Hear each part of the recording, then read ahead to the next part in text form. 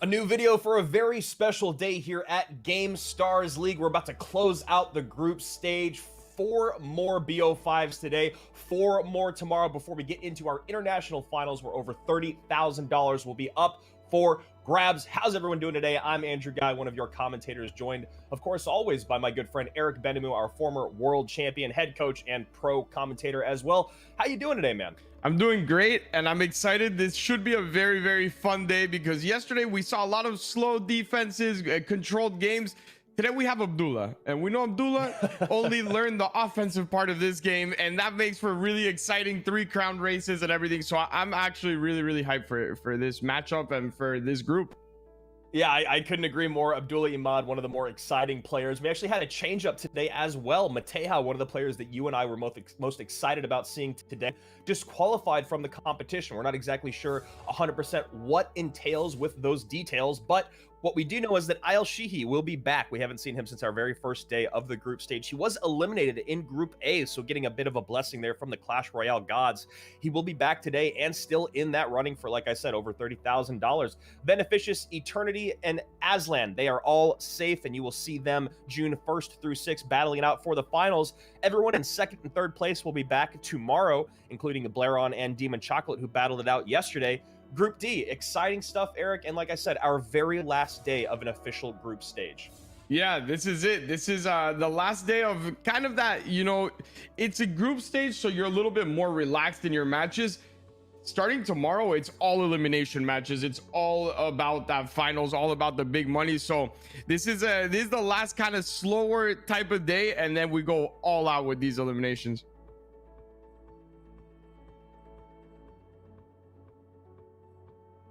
Ayel Shihi, very different styles of play. Abdullah, probably the most aggressive player that we've seen in the entire tournament. Ayel Shihi has not been here since day 1 as he was eliminated.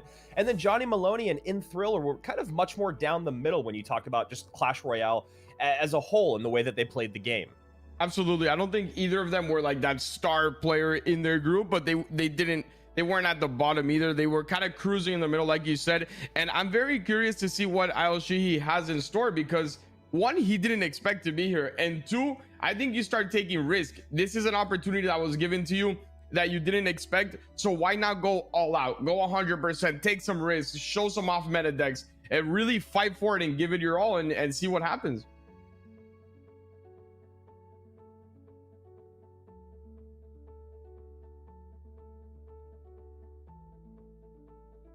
Okay, yeah, I mean, that is it. Just go all out, man. You don't really have to do much else other than that. I think you shouldn't put any unrealistic expectations on yourself, because these are the players that kind of knocked you out, that were at the top of the other group. And I think yeah.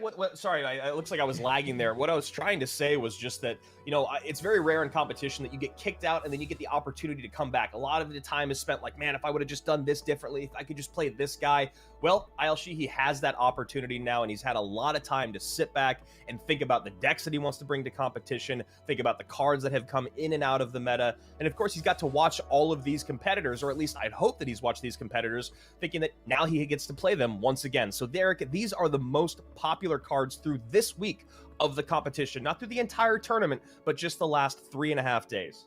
Yeah, and we've actually had a nice little switch up over the past day, maybe last 2 days. At the beginning, we saw a lot of Mortar, and all the cards that accompany it. Yesterday, we saw a lot more of that Flying Machine, that Fireball Bait, and a little bit of that Graveyard with the Graveyard P.E.K.K.A. So what I do like that we're seeing out of this stage is that players are actually going different, right? They're not all going to the same win conditions. You see a lot of good analysis. Yesterday, we saw some very hard counters, but that is not luck. We heard it in the interview yesterday. It was all analysis, and that's what you have to do. You have to really grind it. All these players want that 30,000, so what's going to put you ahead?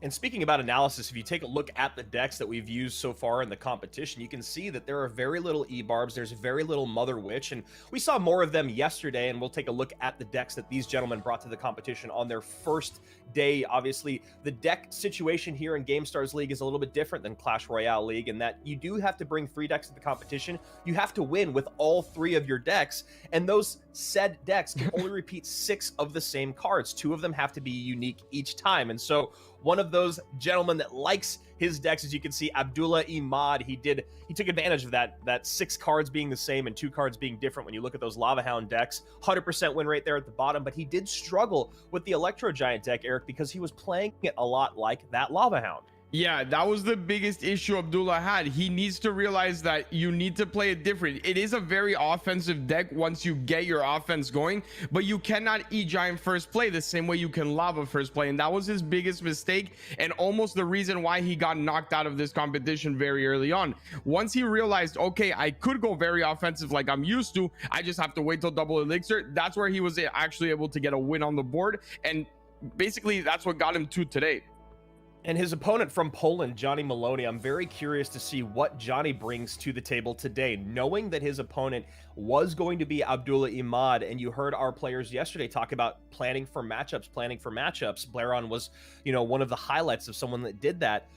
Johnny Maloney has to plan on going up against Lava Hound in his first best of 5 today. Yeah, and he didn't do well with his own Lava Hound. So when you're playing against someone that's basically that Lava Hound player that you're going up against, I don't want to see Johnny bring this Lava. You don't want to play a mirror against someone that has probably played 10,000 mirror matches with Lava and knows what works and what doesn't work, especially seeing as it was his weakest deck. I like the Sparky, and I would like to see one of those other decks that he brings be a hard counter to a Lava. And this is something I was trying to kind of communicate this morning when I was talking about Johnny Maloney and his playstyle. If you look at these decks, they were all very much firmly in the meta when we had started our competition. And honestly, those bottom 2 decks are still very, very strong right now. I love Goblin Giant Sparky in this competition specifically at the moment. I hate playing against it, but it has been very, very strong here at Gamestars. See with him at a 75% win rate. That deck and the Royal Giant deck, look, both those decks do a very good thing, which is you're able to create pressure in the opposite lane or in lanes. Obviously, with the Royal Giant, that deck, you can cycle so quickly, you can get 2 RGs on the board. I feel like that's the best way to punish Abdullah, is we know he's happy to Lava Hound first play and put everything behind it. You need to have a deck that can create enough pressure for him to make mistakes in that big Lava push. Absolutely, and you could even take that same style deck and adapt it a little bit to be better versus Lava. Maybe take that Mother Witch out and put in a Hunter, right? Take the Mother Witch out, put in a Musketeer. It's okay to make these specific changes when you know what you're going up against. I would put my whole bank account on the fact that you're going to see at least 1 Lava Hound coming out of Abdullah, because look, it works out. It's a deck that he plays every time, and it's kind of like saying, why wouldn't he play it? Why would he risk it when he knows he could still win any matchup against it? So you can make that 1 or 2 card changes that really swings that matchup in your favor. The other thing that we've noticed kind of here in GameStars, Eric, is that coming out with 3 of the exact same win condition, 3 Lava Loon decks, 3 Lava Miner decks, or even just 3 decks with Lava in them, it usually doesn't work out. We've seen it with Mortar, we've seen it with variants of Beatdown. I would really hope that Abdullah picks maybe 2 Lava Hound decks, as he saw he's very good with them, and then a 3rd deck that's a lot different. Maybe he goes Goblin Giant Sparky instead, but I don't know if E-Giant is the way to go right now for this player specifically. Yeah, unless he practiced it a lot and really understands the way it should work, I wouldn't use it either. I would like to see something that's completely different out of him. I'm not sure how comfortable he is, because it's also very important that he still is comfortable with his deck. We've seen what happens with players when they try to play things that are completely out of their comfort zone.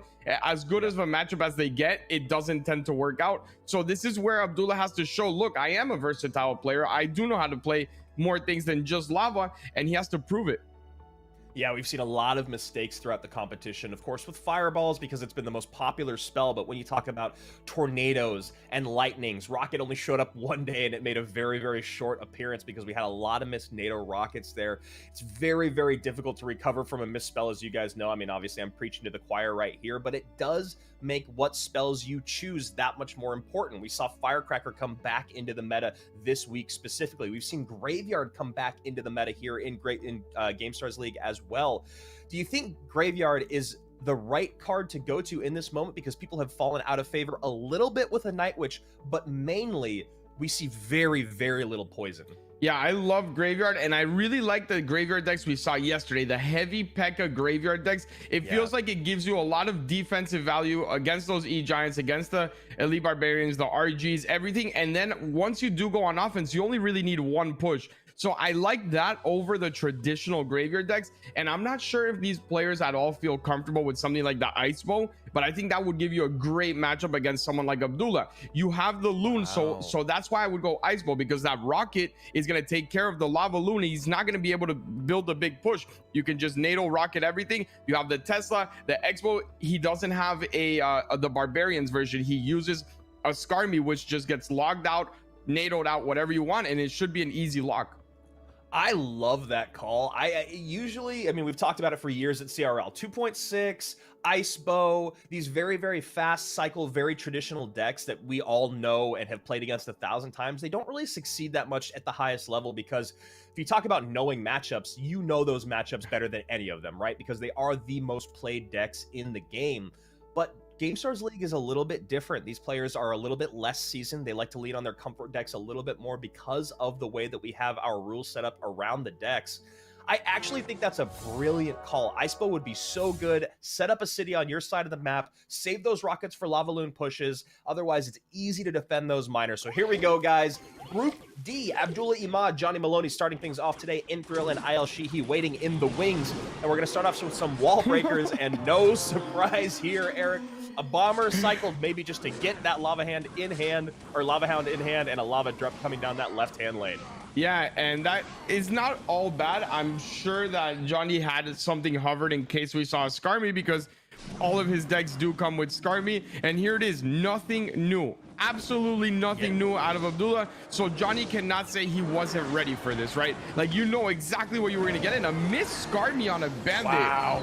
That is a huge, huge miss Skarmy. Mother Witch comes on the board, going to spawn a ton of these skeletons. And honestly, that is a wonderful start for Johnny Maloney, Eric. Yeah, that's beautiful start and good preparation. He knew exactly what he was going up against. So not only did he have a quick cycle with the big pushes, right? That minor wall breakers, if you need it, will give you a lot of value as soon as he lavas. The bandits create a lot of pressure, but he also had this Mother Witch in this deck, knowing that Abdullah plays Skarmy. I really, really like what he did here. Great calls all the way across the board from my co-caster here. And as you can see, that bandit causing a world of hurt for Abdullah. Connects on the right-hand tower before the Skarmy comes down, gets dropped in the pocket, tanks for that Inferno Dragon, connects to the left-hand Princess Tower, and of course baits out a snowball as well. So great stuff for Johnny so far. Skarmy does come down. Beautiful. There is the zap for it. And Eric, this deck was just made to beat Abdullah. Absolutely. And look, this is no one else's fault but Abdullah's, to be honest. You cannot just go into a $30,000 competition and expect people not to counter the one deck that has got you here and that you used twice, right? It's not that you just used it once. This is the same deck virtually. All he did was mobilize the Infernal Tower to make it different. He changed from an Infernal Tower to an Inferno Dragon, but the rest of it is exactly the same. And the other thing too is, it's not only is it the exact same deck, Eric, it's the exact same play style, right? Get that Lava Hound on the board as soon as possible, build up an army behind it, cycle any card you need to get to it, and worry about defense later on in the game. Johnny Maloney picks up a very, very easy game number one. And I use the word easy because Abdullah made it too easy for him for all the things you were just talking about. Yeah, and this is how it's going to go every time. If Johnny put Elite Barbarians, Zap, Log, or Snowball into any deck, and he keeps lavaing in the back, this is going to be the outcome every single time. Your only defense against that is the Skarmy or the Bomber. The Bomber just doesn't do enough. Even if you get it down, those Elite Barbarians are still going to get 4 swings each, which is more than half the tower down. And if you do Skarmy, he'll just zap, Snowball, or log it. So I'm hoping Abdullah only has one of this lava deck, and Johnny, at this point, it seems like he knew what he was going up against. Yeah, I mean, that's exactly what Johnny was looking for. You saw just a beautiful counter there. The Bandit, I really liked that deck. It was such a weird deck, but it also was perfect for who he was going up against. And when you're that predictable, and is that... No, the arrows, I believe, are Abdullah's. I'm not 100% sure. They are. Yeah, those are Abdullah's. I was going to say there's no way he also had the arrows in that deck to deal with the pups. So Johnny Maloney from Poland, easy game number one here against Abdullah Imad. And we'll see what Abdullah wants to bring out in game number two. This is where I think he needs to change lanes, and he needs to go for something very untraditional from what we've seen from him. I mean, we know that he loves beatdown no matter what, but just... Here we go. Never mind. Why did I talk? And these goblins are just, yeah, and Johnny shakes his head like, yeah, this is exactly what I want. I'm curious to see what else is in this deck, but going back to the previous deck, this all happened without Johnny even Mega Knight. If he would have Mega Knighted, that would have been over a lot sooner. So I'm not sure if he has Fireball, what he has here, but we do, yeah, there's a nice Fireball out of him. We do know that those Goblin Huts, if placed correctly, and he actually does nice Fisherman here. It's gonna tank as well, and this is a Sparky deck, most likely a weird Sparky deck. I'm not sure if he has E-Wiz. I'd hope so, and he doesn't have E-Wiz. And I think when you play against Abdullah, you want to have an E-Wiz if you're not gonna have Zap. That's gonna, because Zap is great when you have elite barbarians, because it's that quickness that they're gonna get to the tower. When you have something like Goblin Giant, you need an E-Wiz, because if not, that's just gonna lock right back on and it's gonna go down. Yeah, and you saw there the misplaced Mother Witch giving a lot of fireball value to Abdullah. Yeah, I think it would have been better to just place that Mother Witch underneath the Mega Minion. You're still going to give fireball value, but the Mega Minion probably stays on the board, and you keep that Goblin Hut there to keep those Spear Goblins spawning. So here we go. Wow. Prince opposite lane, Spear Goblins behind. That's going to be a tower down, basically. Very, very nice job there from Johnny, and that, again, it goes down to deck composition, probably looking for something that could create a lot of opposite lane pressure. And now Abdullah staying on the gas pedal, which is very traditional for him. Let's see how it pays off as that Mother Witch is dropped in the back to spawn some of those Hoggies. Yeah, it's a nice fireball as well, just to get rid of it, because if not, he was gonna have to over defend. But overall, I actually don't mind this at all for Johnny. I think he's the one that benefits the most out of this, but I do like this switch out of Abdullah. He finally decided, okay, I'm gonna make a variant to my lava deck, and I'm gonna go Barbs instead of the Skarmy, and it definitely saved him there. And he also tried to change things up by just going in the opposite lane, right? Like, he decided, I'm gonna set up Lava Hound in the left lane like I did in every single other game, build a push behind it, but then you saw afterwards he was able to switch lanes, take that tower as Johnny was building up everything on the left-hand side, including that Goblin Hut, and he's gonna create a lot of pressure now with that Goblin Giant. Barbs do come down. This could be a nice moment for Abdullah. Yeah, and the good thing is that lava is being completely tanked for, but he needs to make sure he gets rid of that Loon, and he most definitely does. So, yeah, nice lightning there. Yeah, the problem is he still has a lot to deal with, and the elixir is slowly getting in the way for Johnny, right? He's falling behind little by little, and I don't really like this Prince. It's gonna force out something else out of him, or it's all just gonna die, and then we know that Abdullah loves to go on the straight counter pushes. There it is. Yes, smart there by Abdullah to not use the Barbarians. Barbarians still gonna be in hand to deal with the Goblin Giant. That's exactly what I believe Johnny was trying to bait out. Now we go Barbs in the pocket. Barb Barrel on top there, but Mother Witch is locked on top of the Lava Hound. Skeleton Dragon's coming in. We see a Mega Minion protect her. She's just doing anything she can to get those piggies on the board. Great zap there by Abdullah, and now you see that Inferno Dragon on top of the Prince. Johnny's getting outplayed.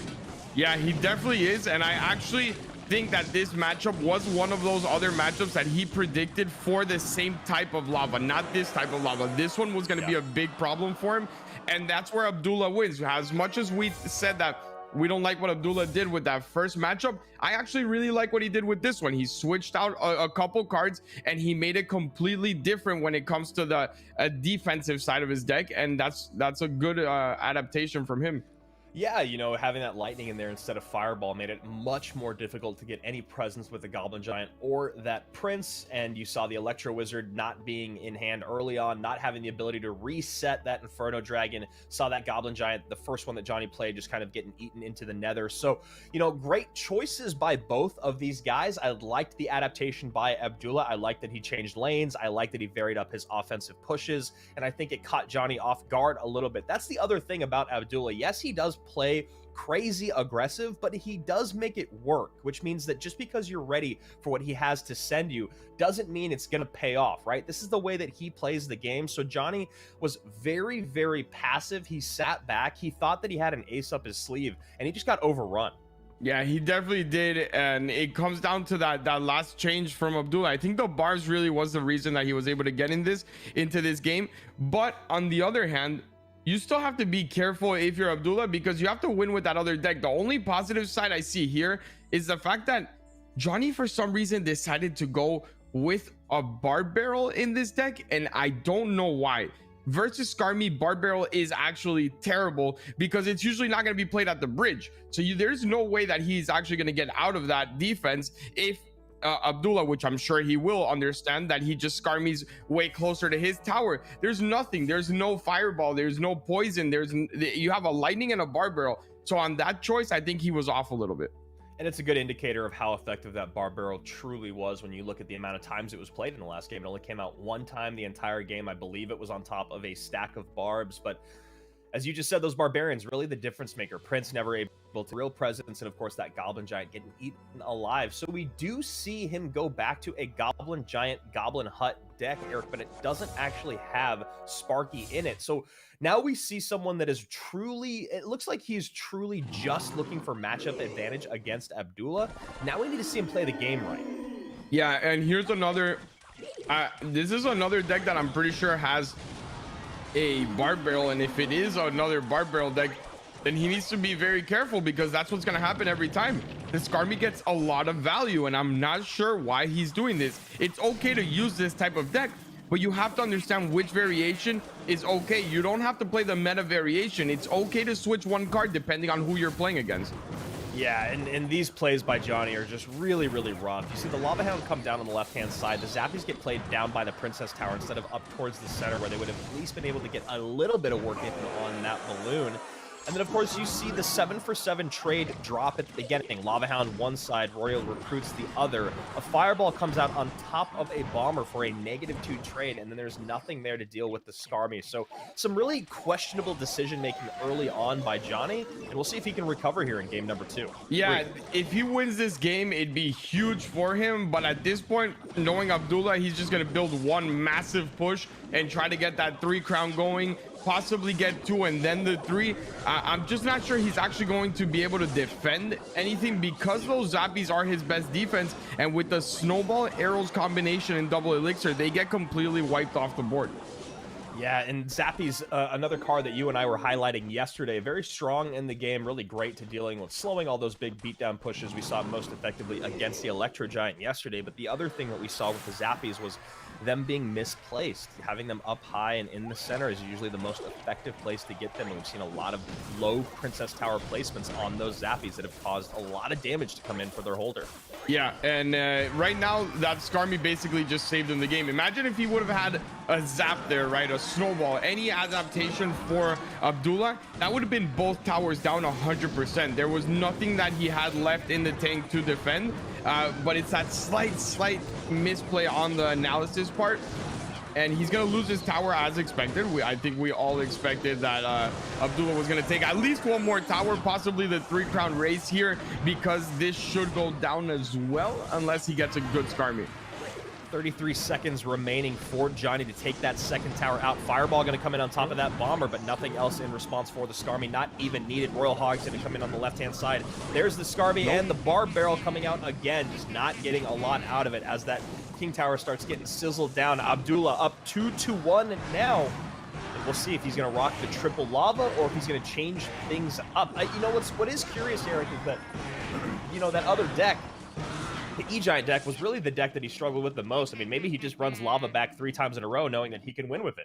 Yeah, at this point, it wouldn't be bad at all. I got really excited for Johnny in the first game because it seemed like he was going to go snipe out these lavas. The deck composition was absolutely perfect. And then the last 2 decks have nothing to do with lava. They actually, both of them, they lose to it. To the lava loons. They're great against lavas with no loon, but with loon you just don't have enough DPS.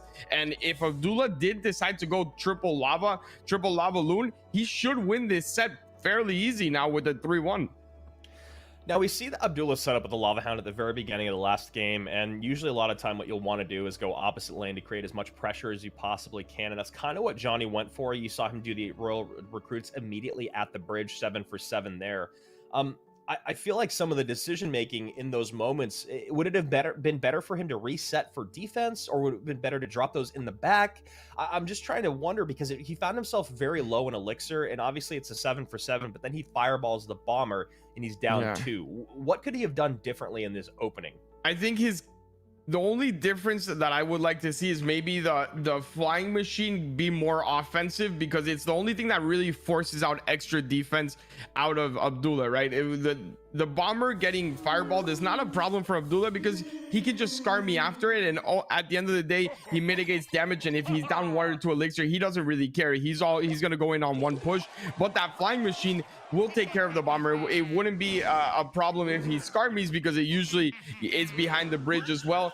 So I think he needed to use the flying machine a little bit better. So here we go, Royal Giant going up against Triple lava.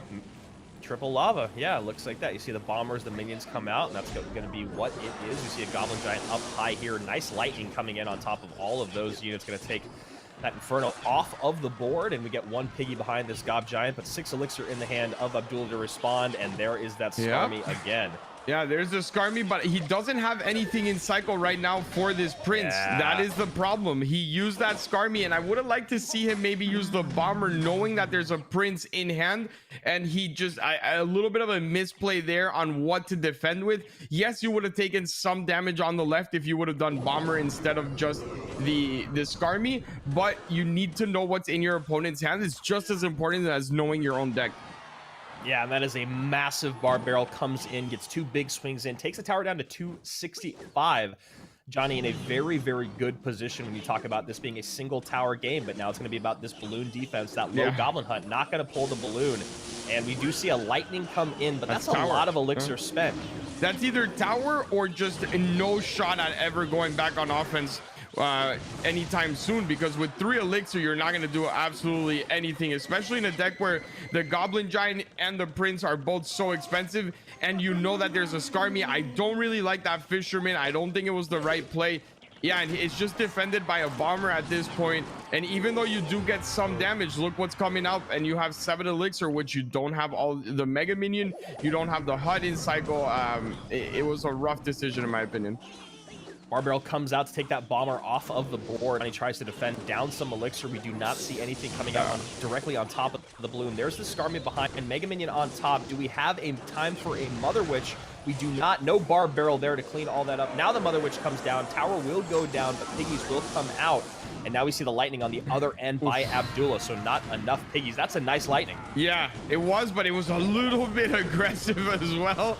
That bomber is not going to be enough, and that should get 1 smack. It does not. The minions were very, very well placed. I thought they were going to be completely distracted by the Barb Barrel, but one of them hit that Fisherman. 10 seconds remain, and Johnny's gonna have to get another lightning out on the board. Lightning does come down. 1 HP remains on the tower. 1 HP remains on the tower. Oh man. HP remaining, and that is a very, very tough outing for Johnny Maloney. I will be honest with you, he lost the game regardless. If that tower did go down, he lost the game. He lightninged, he put everything on the bridge. He had a full lava coming in front, and I think Abdullah had like 6 or 7 elixir, and on the other hand he had like 2, so there was no way he was gonna defend, but it still hurts to see that 1 HP. Never feels good. I'm really surprised to see kind of the deck composition here from Johnny. The first one came out, it was super, super strong. The rest of them all having lightning. I know he's probably looking for the Inferno Dragon for that, but why not sub in the Electro Wizard and get yourself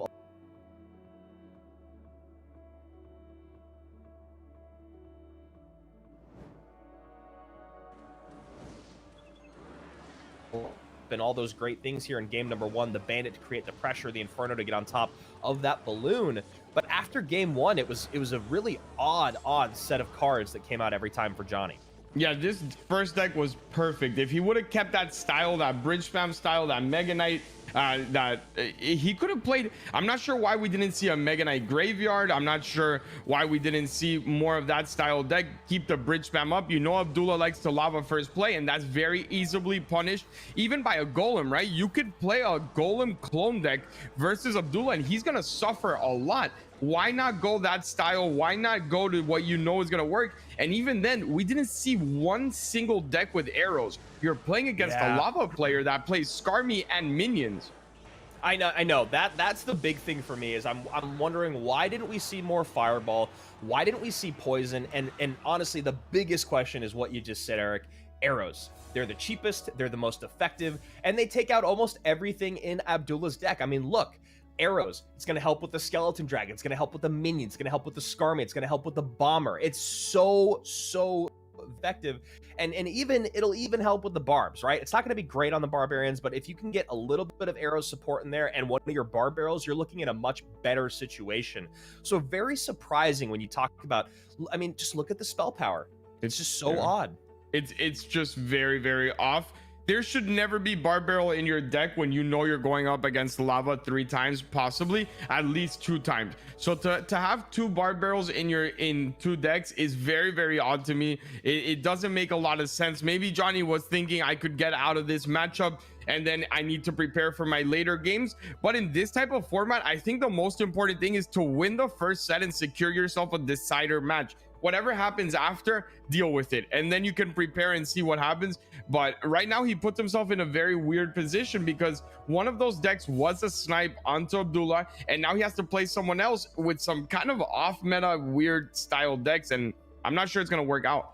Yeah, I don't really feel great about Johnny's matchups moving forward. And that being said, I'm wondering what InThrill and Ayal Shihi prepared for. Did they think that Abdullah was going to come out on top? It does seem like he was going to be maybe the stronger player coming into this set.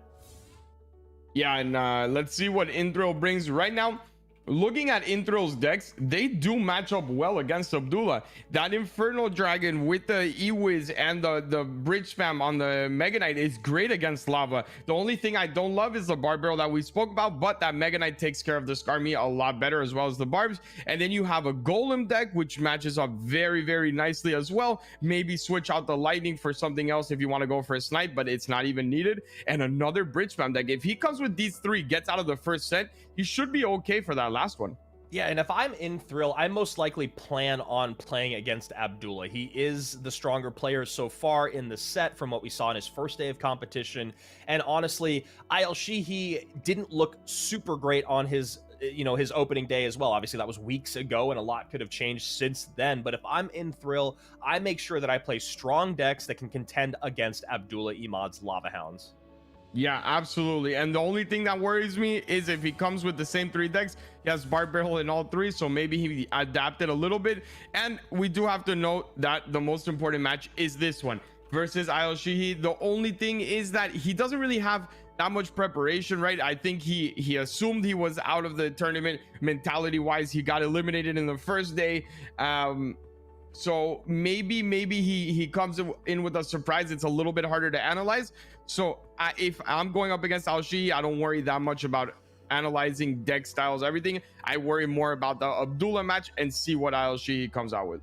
Yeah, Ayal Shihi did not show a lot of strengths when he was out there, but that was weeks ago. These are the decks that he played. As you saw, that Mega Knight Graveyard deck he did have success with. He was not able to do anything with the Hog Rider deck, as most people in this competition have not been very successful with Hog Rider. They find themselves getting overwhelmed in double and triple elixir by quite a bit of these bigger, heavier decks. So we'll see how he plays, and we'll see what he does. Yeah, I'm ready. I'm ready when he's ready. I want to see if he's going to go all out or try and play it safe. I'm the type of person that if I get a second opportunity, I swing for the fences. I wasn't supposed to get it anyway, so why not go all out? I think it's one of those things where you kind of just have to go for it. You don't really lose absolutely anything. You weren't supposed to be here. You are, so why go safe? Why go safe? Swing for the fences. You said it at the beginning of the show. I agree right now. I think that if anyone has nothing to lose, Ayal Shihi is the front runner for that battle. And Abdullah Imad, I mean, he did exactly what I thought he might do, which is, look, I lost with a deck that wasn't lava. Why not just run back lava again? He varied up his lava decks. How do you beat this guy? Well, first step, he's playing lava. Second step, you counter lava. Don't give him good matchups. It's like when we played with Liquid, and there was people that came at Igor with decks that were bad against Mortar, and I would just sit there and I would be like, why would you come with a deck that's bad against Mortar versus Igor when there's a 98% chance he's gonna play it? So you see here, InThrill just barely missed that international finals first place, holding a 6-2, and his losses just could not close out that set. As you saw, he was perfect in his first one. He goes to game 5. So 6-2 at a 75% win rate, still battling it out for second and third place in his position in those group stage finals. And of course, those international finals for $30,000. Let's see, bottom of your screen, Inthrill at the top. And Inthrill, I think, is going back to the same deck that he used originally with that bridge spam style. I really like it. It is a good matchup later on if you play against Abdullah, even though you might struggle a little bit at the beginning. Once you do get into your good cycle and you start overwhelming, there's not much he could do. And ILG really, I mean, we wanted him to swing for the fences. You can't fault him for going very meta, and this is about as meta as it gets. Yeah, sure is. Royal Recruit's going to have some piggies, flying machine, zappies there, all about that dual lane pressure. We get a very, very high Mother Witch, a missed fireball on top of that flying machine, and it's a rough start already for Inthrill. Even though he finds himself in a good place elixir-wise, that flying machine very, very healthy. Those hoggies coming in, does take the Electro Spirit off the board, but going to take a good amount of damage. Yeah, when that flying machine stays alive, we know what happens, and look, he's tanking for it, and I really like it. He forced out so much defense out of him that I mean, he's still okay on elixir somehow. I'm not really sure how they're still even. It seemed like he spent 10 million elixir more, but another push like that could get him into a lot of trouble. Yeah, that was a very, very tough defense for Inthrill, considering this was single elixir, and he kind of saw it all coming down the lane, and it was a missed fireball that started the whole thing off of its tracks, and a fireball going to come out from Isle Shihi on top of the Mother Witch as this cannon cart works down the right-hand lane. Yeah, and it's not the first fireball we see missed. A lot of these players, the nerves gets to them, and you really see it in the spells. It's something weird because usually at the other levels of pros, when you see the nerves come in, it's on those misplays with the small troops, right? The tiny micro interactions. Here it's completely on the spells. That's really, really interesting to point out. It's very true, right? When you look at the most CRL pros, when they do make a misplay, it's either like a missed spell by their, like the palm of their hand touching the screen, which we've seen a lot. But when you talk about misplaced troops, that's really the biggest thing. They don't miss their spells as much because they know how effective those spells can be, and also the moment that you miss the spell, how detrimental it can be. So here we go. Push down the right-hand lane, Mother Witch behind on top of that flying machine to spawn a piggy, but Zappy's up high, and right now, Isle Shihi very, very much in the driver's seat. Yeah, and I would have loved to see a fireball come down onto those Zappies originally and keep the Mother Witch alive. It's such an offensive card, and it forced you had recruits on both sides coming in. It would have spawned a lot of piggies, and I think it would have been the right decision because then Isle Shihi would not have been able to go offensive. He would have had to defend all those hoggies. Instead, he lets the Mother Witch die, and that Mother Witch, in my opinion, you kind of have to treat it the same way you treat a flying machine. Let me keep it alive as long as I can. Yep, exactly. Always defend that Mother Witch. Get as many piggies on the board as you can. Flying Machine going to come in. Going to need more defense on top of that Flying Machine. Now you see a high Electro Wizard. And look at that. Yeah. The predictive fireball by Isle Shihi. I love the idea of it. Doesn't quite pay off, but totally fine. Sitting pretty at 2243 to 559. It was a very, very nice predict. It just came in a half a second late. If it would have come in before that last E-Wiz actually hit, that last hit, that would have gotten at least one hit from the Flying Machine in. And I really like the play. That is also part of Swing for the Fences. It doesn't have to be in deck choice. It could be in gameplay as well. Barbarian connects on the left-hand side. Ghost Spirit behind. Cannon Cart connects on the right-hand side. Inthrill finally feels himself coming back in this game. Cannon Cart still on the tower. 1363 to 382. Remember, Isle Shihi does have direct tower damage in that fireball. Will he use it? No, he wants to get that Mother Witch off the board. Good use there. Cannon Cart still defending on the left-hand side. Yeah, and I'm not too sure if he's realizing or not, but you need to have that Barbarian. Oh, wow.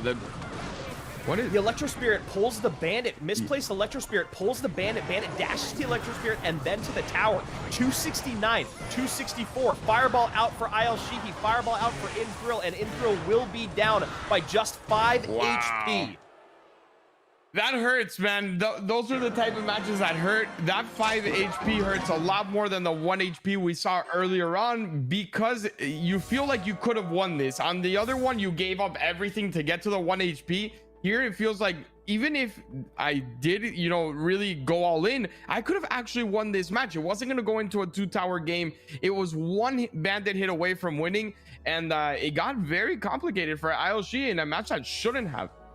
Yeah, you saw Ayal Shihi look at the camera with a little bit of a smile and taking a large breath at the end of that game, and it really was one misplaced Electro Spirit by Ayal Shihi to the left of his Princess Tower. Inthrill's Bandit targets that instead of his other defensive troop, dash to the Electro Spirit, dash to the tower, and that's why we see ourselves separated by only 5 HP. Those bandits did a lot of work for Inthrill, but those defenses got away from him early on, and it started with a couple things. The first thing was the cannon cart placed too deep behind his tower, was not able to tank for the Goblin Brawler, so he had to spend, I believe, a heal spirit. And then that same sequence was when he missed a fireball, and that was only in the opening few moments of that last game. And it was honestly from that moment on, he was playing catch up for what felt like 4 minutes. Yeah, he definitely was, and I was very surprised that he did get as much damage as actually happened at the end, because when you see a bridge spam deck go up against one that has recruits, cage, flying machine, all this, it shouldn't actually be able to get to tower, right? You see a banner, you're like, how is this actually connecting? So Ayal Shihi, very good start on the offense. He just needs to clean up that defense to not let these games get as close as they did. That was something that we kind of talked a good amount about earlier this week. I believe it was Monday, where people were playing excellent through their first 3.5 minutes of the game and being in the lead, in control, having a substantial damage lead, and then all of a sudden in those final moments just letting their defenses get away from them. And let's hope that Ayal Shihi is not a victim of that moving forward, as he was very close to being one in game number 1. Yeah, and we also know that this type of format lends itself to a lot of reverse sweeps, a lot of, you can make it back as long as you get a good matchup, and a lot of people have struggled with their third deck, so it's not over till it's over. Even if Ayal Shihi wins here, he needs to keep his head up, Inthrill does, just to make sure, like, look, I can still get 3 really good matchups with a misplayed deck or a bad, or not, he's not comfortable with it. All these other situations come into play when this is the type of format.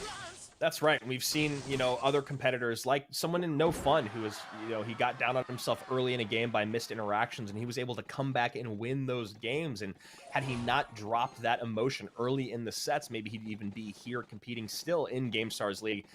Big hats off to his performance in Gamestars, not with us anymore in this competition, but just kind of a reminder that it's never over until that 5 minutes is completely done and those towers tick down.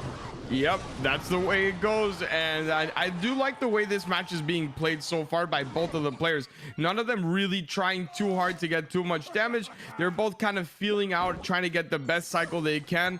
The only thing I'm worried about for Inthrill here is, how are you going to defend the full push from Ayal Shihi without taking damage, because he doesn't have a building, right? So the odds are he's gonna get some damage going, and you are already behind without it being double elixir. I like this push by Inthrill. Heal Spirit does not actually get to the barbs because of a high, I believe, Skelly's or Heal Spirit of Ayal Shihi's own. Now we see that Bandit coming in to protect the mother, which she does do that. And now we get a couple piggies on the tower as that Royal Giant goes in the opposite lane. Inthrill finds himself a beautiful opening, and Ayal Shihi decides to go for offense in a very inopportune moment. Yeah, that was a little bit unfortunate. I think he thought it was going to be a lot easier to deal with than what it actually was. And on the left, even though he is getting that elite barbarian damage, I think he kind of wishes that they would have just locked onto the E-barbs instead of getting damage on tower, so that he wouldn't have to defend that left side. And that might actually get a hit, and it does. It does. 946 down to 183. Not quite in spell cycle range. I mean, technically is spell cycle range, but it is not fireballable yet. Now we get those E-barbs down again. Ayal Shihi having to overspend in every single interaction. This is the moment for Inthrill to take the game. And I was just about to say, just don't over defend the left, and he kind of did. You need to stack the other side. There is no reason to actually put all that defense in. If you're gonna take 1 or 2 hits, that's okay. You can take an elite barbarian hit, but you need to make sure that that RG doesn't hit, and he's not doing that. Yes, and that's exactly, I was wondering when Inthrill was going to start cycling his cannon cards towards the weaker lane. And we see there, Royal Giant connects 2 shots, 184, 183. Log going to come in, E-barbs down right-hand lane. E-barbs maybe up high here for Ayal Shihi. Heal Spirit does not land. Fireball on top of the tower, and one of the E-barbs. Heal Spirit there to help. Bandit comes down, Fisherman's there. This looks like it could be it. Inthrill does not get there in time. Oh my goodness. Oh my goodness. The Bandit puts on some rocket boots and gets there just in time. That was nuts. That was nuts. These matches have been a lot of fun. 5 HP, that fireball almost coming in, and both of the players kind of letting it slip right at the end. You need to clean that up. Make sure you know exactly what you have to do. He over defended the right, and look, props to ILG for putting on that pressure on the opposite lane and forcing things out. That was a lot of fun to watch. Yeah, that was a really, really great back and forth. We're seeing a very different Aisle Sheehy today than we saw in his first day of competition. And I think it's probably a lot of that attitude you were talking about. Day one of competition, day one of Gamestars League. He was one of the first people up, probably had a lot of nerves, probably in his head a lot about his plays. Now coming back weeks later with nothing to lose, playing very, very well. But in Thrill's Bandits causing him a lot of trouble. And if I'm in Thrill, that's something that I want to hold on to, knowing that he's going to run into Skarmies if he does win this set. Yeah, absolutely. He is going to run into Skarmies, but the only issue that Inthrill has is that he runs Bar Barrel and not Log. So the Skarmy is going to get a lot of value whether he likes it or not. Yeah, I'm very, very curious to see how these bridge spam things are going to play off if he does get to Abdullah, just because of what you're talking about. The Electro Spirit can help, but that Bar Barrel is really, really ineffective. It is. And the only thing that right now, if I'm looking at the decks, I think he's in a great position. Abdullah is overall. This deck right now that Aisle Sheehy is running, that RG deck, doesn't have a lot of good counters for Lava Loon. So the way that he plays it is actually very, very smart. Abdullah is going to be that guy that just goes fully offensive and not really worry, knowing that, yeah, take my tower, I'm going to take yours 100%. 10 elixir coming. Yeah. In wow, this is a big push. Defense as a massive push coming across the bridge here from Aisle Sheehy. A good log coming to reset some of those recruits. The brawler is there to help, but good damage in from that Royal Giant. A lot of good damage in, and a lot of, look, overall, it was a good defense. He did take damage, but it could have been a lot worse. I think that Goblin Cage really got him out of a sticky situation. Yeah, Goblin Cage low to kind of distract the Royal Giant. And then, of course, he saw those Royal recruits coming in to help out with those elite barbarians. So really nice defense there. He does take a good amount of damage, down about 1,000 HP here. And Aisle Sheehy, just a big, big fan of the Mother Witch. He's been using them very, very well throughout this set.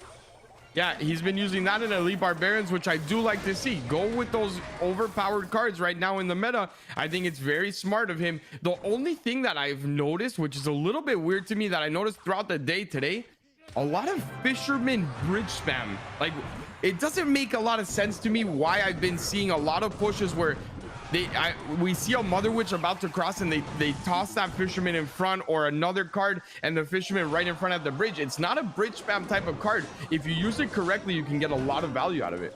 Yeah, it's really interesting with people picking their value with the Fisherman as more of a tank than that utility, and I agree. We have seen it a good amount, and I didn't highlight it because I wasn't exactly sure if that was something that has changed, but I agree. It feels very odd to not use the defensive utility or even the offensive utility of the Fisherman a bit more and just kind of look for it as a cheap tank, almost like a bar barrel. Yeah, exactly that. And especially when you're going up against Hoggies, you always want to have it available to activate that King Tower, which is not active right now. And Death by Flying Machine, here we go again. Yeah, beautiful Flying Machine sneaks in there on the right-hand side, evens things up by quite a bit, 997 to 690 on the right-hand side. This will be a one-tower game as we are about to tick into overtime.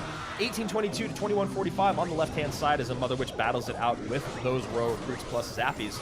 Now we'll see if Aisle Sheehy wants to go back on offense. Yeah, and as soon as this goes, there it is. As soon as that Elite Barbarian, I would have liked to see him wait for it to actually go down before playing those Royal Hogs, but that was the right idea. As soon as they go down, you should have gone offensive. You know there was no Fireball, but now you have to be very careful. It's back in cycle and a good Fireball placement.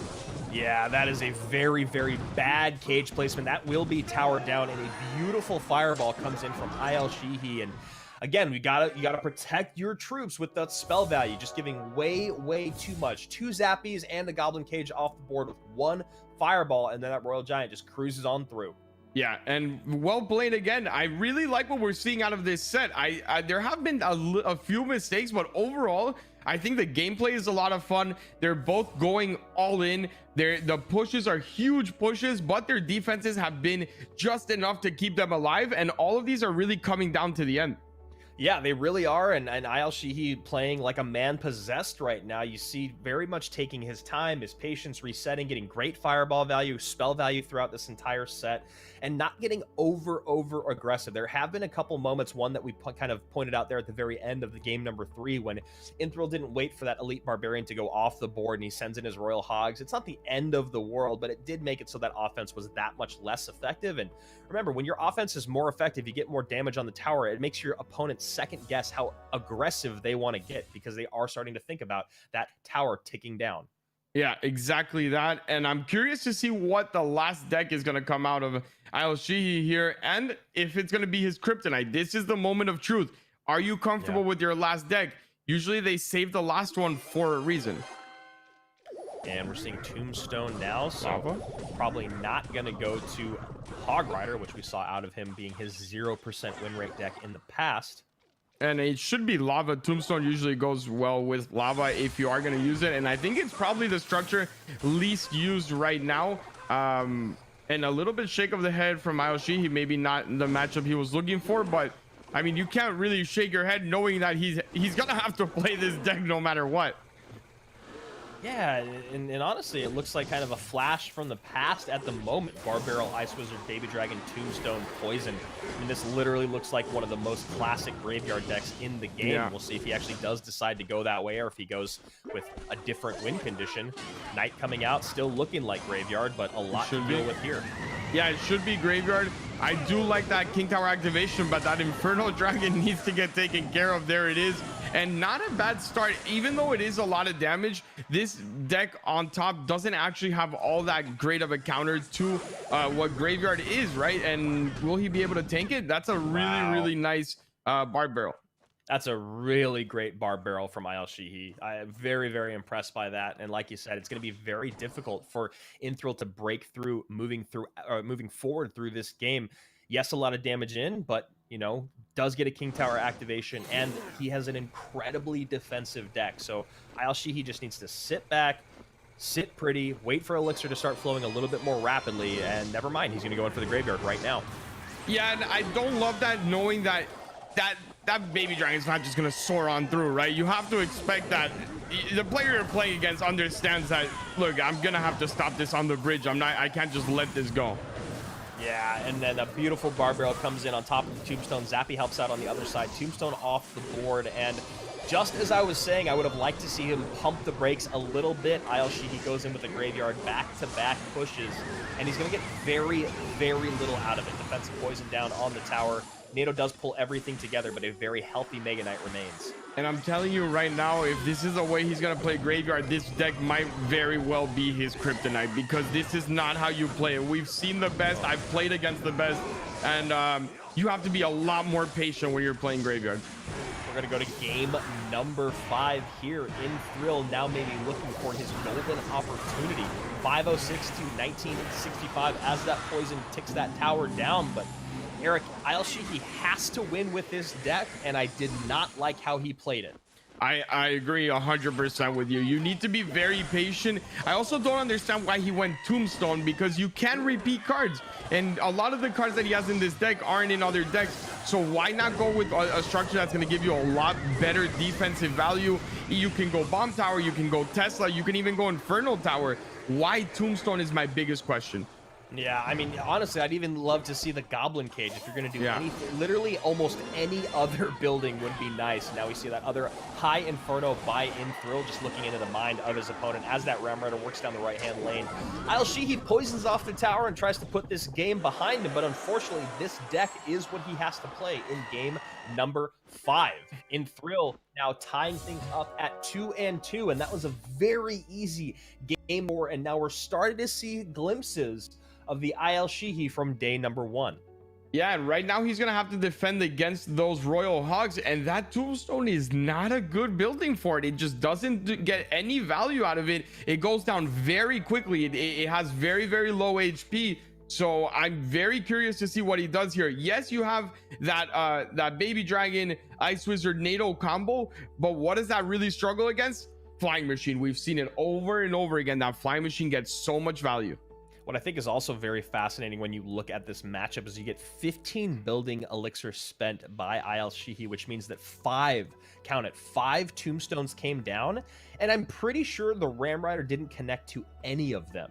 I'm pretty sure, I'm like 90% sure that building always came off the board by either a Zappy plus a Bar Barrel, a Poison, or a Mega Knight Leap. That Ram Rider always had a clear path to the tower. So once again, you talk about deck selection, you talk about decksmanship, and there's a reason why Tombstone is so rarely in the meta, and Ayal Shihi, like we said, has to go right back to this deck. Graveyard, traditional splash yard, going up against Royal Hogs. Let's see if he can do it.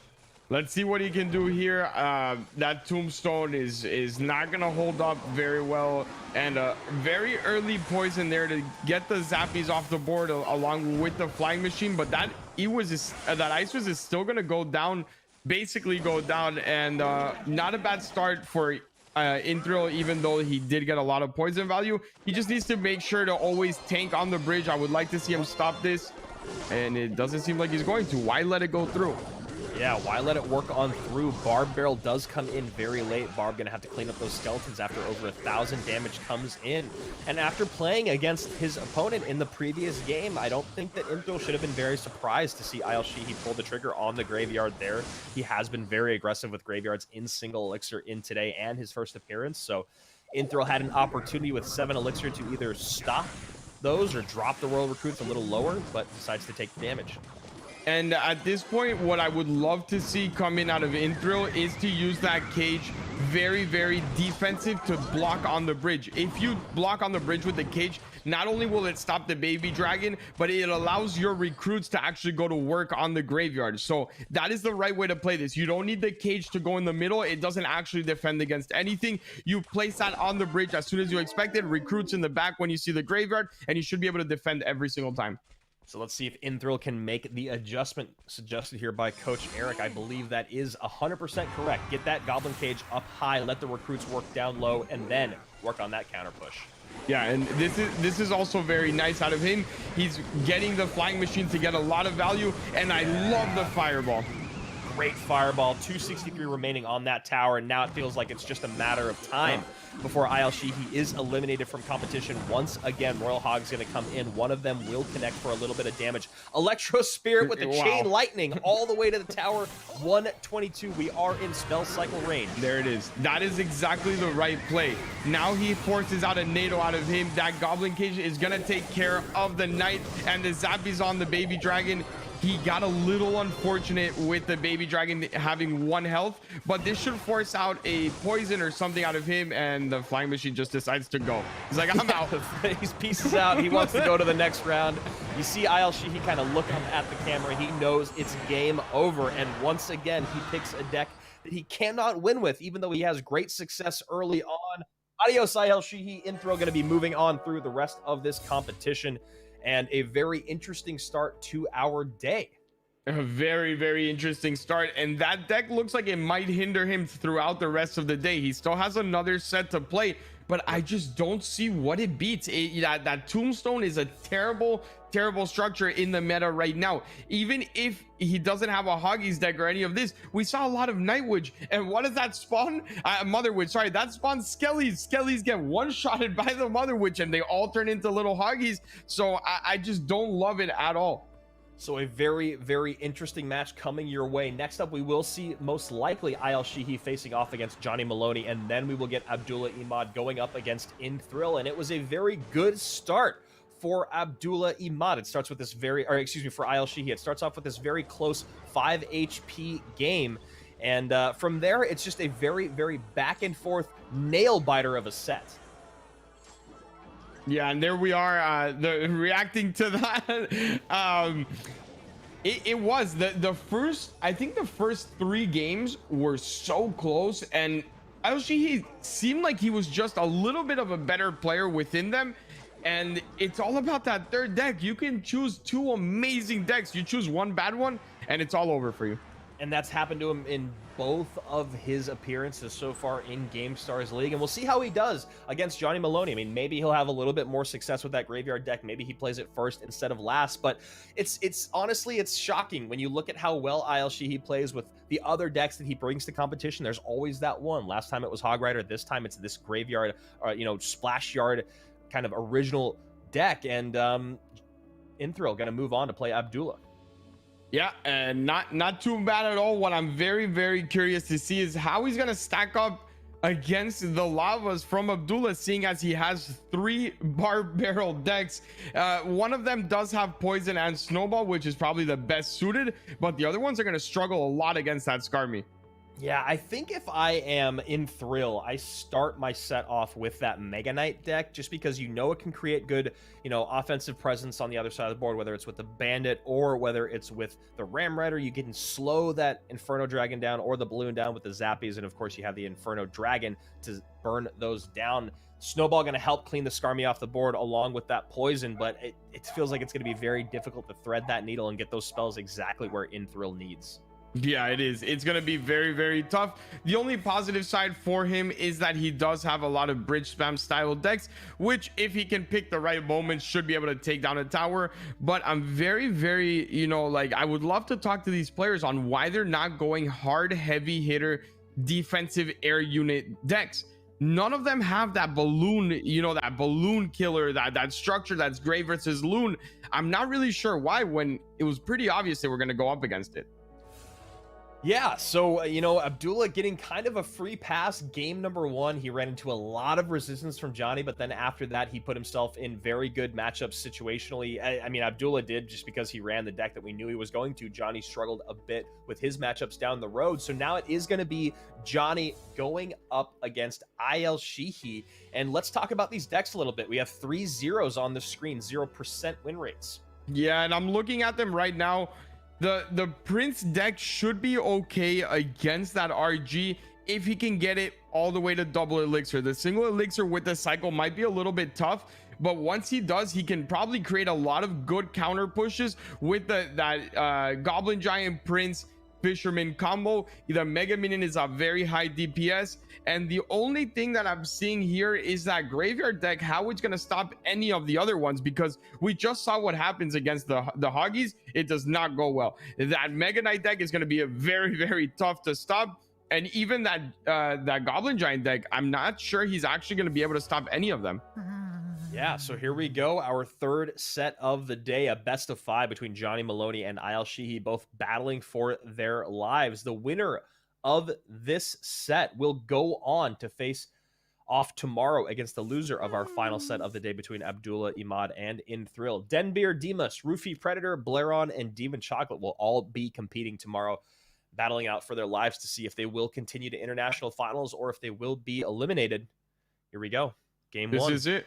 This is it. Ayal Shihi not having much time to, recover mentally. Johnny Maloney having a full set to, sit down. What went wrong? What do I have to adjust? So this is going to be a big, big test to Ayal Shihi's mental fortitude. And he's going up against the Hoggies first up. It seems like with the same deck, he just lost to them. So Graveyard going to come out for Ayal Shihi. There's the Hoggies that my co-caster just called out. Now we see defense coming down. No NATO in cycle, so no King Tower will be activated, as that was used to take the Flying Machine off the board, and hopefully Ayal Shihi does not drop a Graveyard here.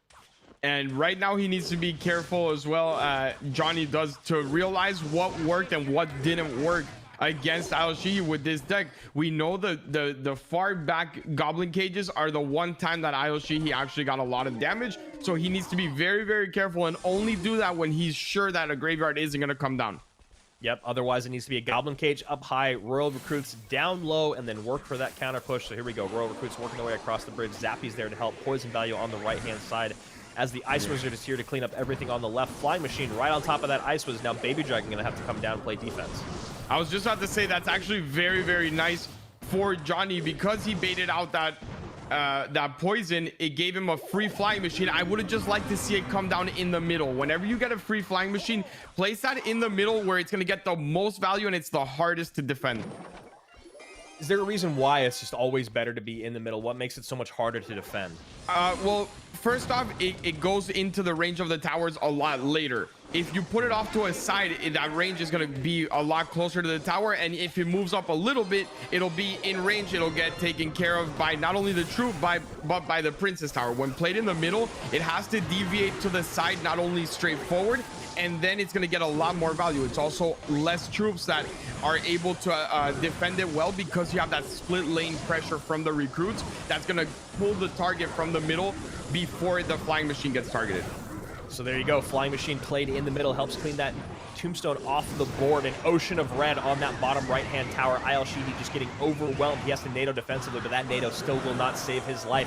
Johnny takes game number 1 with ease after taking a good amount of damage early, and from that graveyard, he adjusts. He did the exact thing that you said, Eric. He got that goblin cage up high, the royal recruits down low. He got the flying machine in the middle of the map. Perfect dual lane pressure, great fireball placement, and an easy game number 1.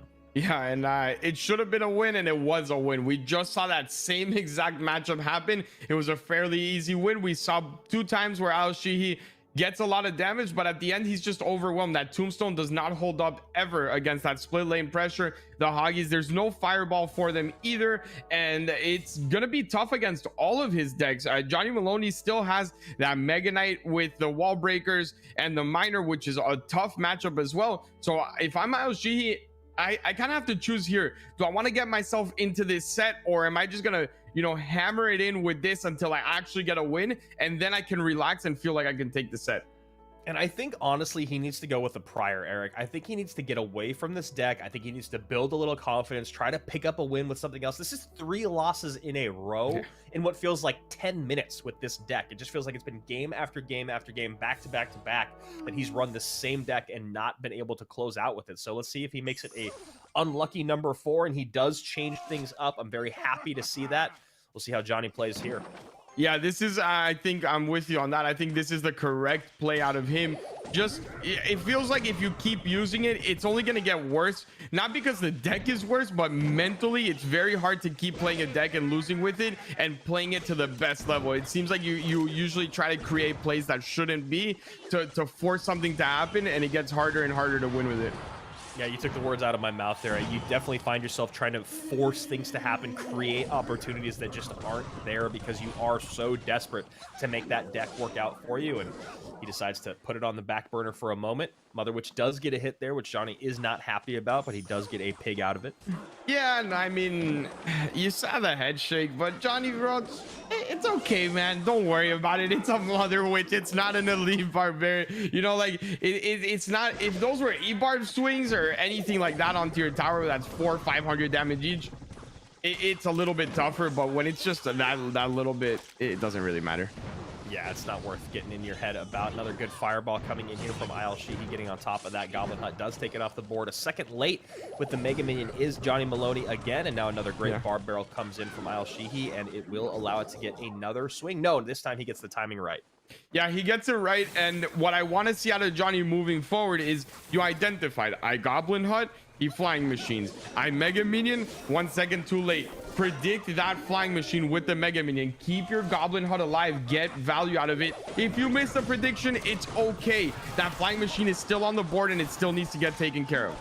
And I'm glad that you bring that up, because that was something I noticed the last set that Johnny played with this deck, is he was never getting good Goblin Hut value. He was always giving good Goblin Hut value with spells. So 830 remains on this left-hand side after those Royal Delivery or Royal Recruit do a work of damage there, and we get a Prince coming in behind it. This Goblin Giant. Wow. Lightning comes out, misses the Flying Machine, and Prince is distracted by the Zappies. Really fortunate defense there for Ayal.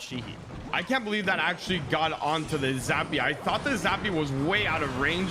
I thought it was way too far back, and he is very, very lucky that it retargeted onto that Zappy, because if not, that was towered down 100%.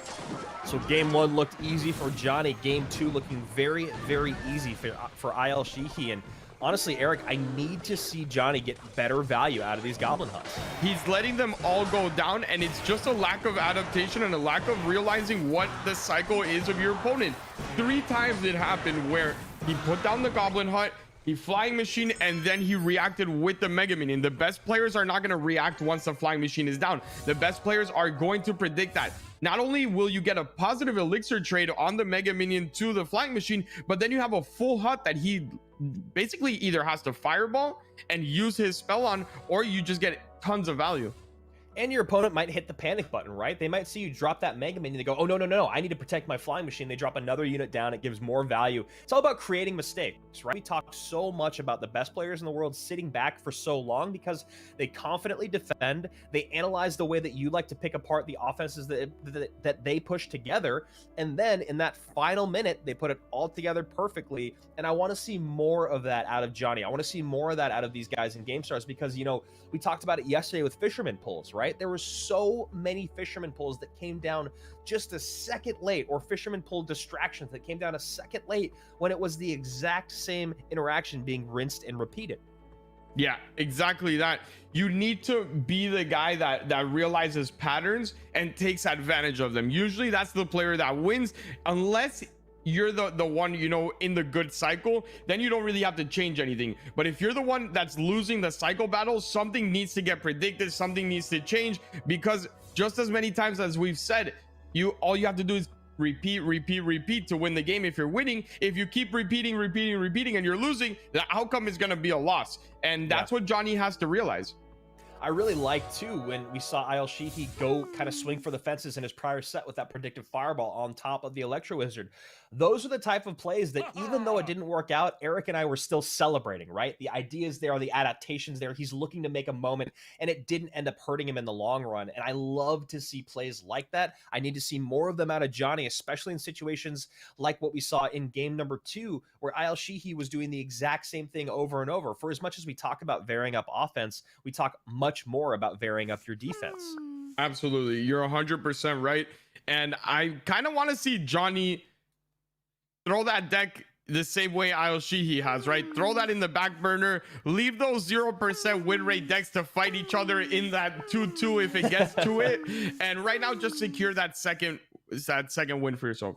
Yeah, I agree. I think if a deck just is not working out for you, just let it sit back there for a minute. You picked it for a reason, but you're just not playing it correctly in the moment. So tied up 1-1 in this best of 5. Ayal Sheehy and Johnny Maloney both trying to stay alive here in GameStars League. Remember, whoever wins this set will stay alive and battle tomorrow to put themselves in a position to get to international finals, where over $30,000 are up for grabs. We've got half of our competitors all the way through who've been sitting back waiting in the wings for the last couple weeks. And everyone that you have seen this week is still looking for their chance. Yeah, and the one thing I do want to see out of everyone playing this week is I still think they're a little bit behind those players that qualified early on when it comes to deck choice analysis and the gameplay. So in these weeks, whoever does move on, I want to see them maybe reach out to a friend, maybe reach out to an analyst and really hammer in those matchups, because they're going to struggle against those top players. I would love to see a good amount of these players practice and exercise of just like, I'm never going to do anything offensive until double elixir. I would just love to see if that's, I don't know if that's a real practice regimen that you've ever done, Eric, but it's something that I've tried to do when I'm learning a new deck, especially like a heavier deck. Like, I'm like, all right, if I'm playing Graveyard or Royal Giant, I'm just going to not do anything until double elixir. And I feel like a lot of our players that have struggled with getting over offensive early on might find a little bit of success in an exercise like that. Absolutely. You're 100% right. And he's going back to this deck. They're both going back to it. So look, I said hold off that 0% win rate battle to the end there. Someone's going to get a W. So yeah, that's true, right? One of these 0% win decks are going to find a W right now. And I still don't completely understand this Goblin Giant deck. And, you know, right now it looks like it could be working out. You see that Mother Witch spawning a bunch of piggies. Piggies will get on top of tower, and there's a great lightning coming in from Johnny Maloney. I think this actually could do it. I think that Barb, along with the piggy.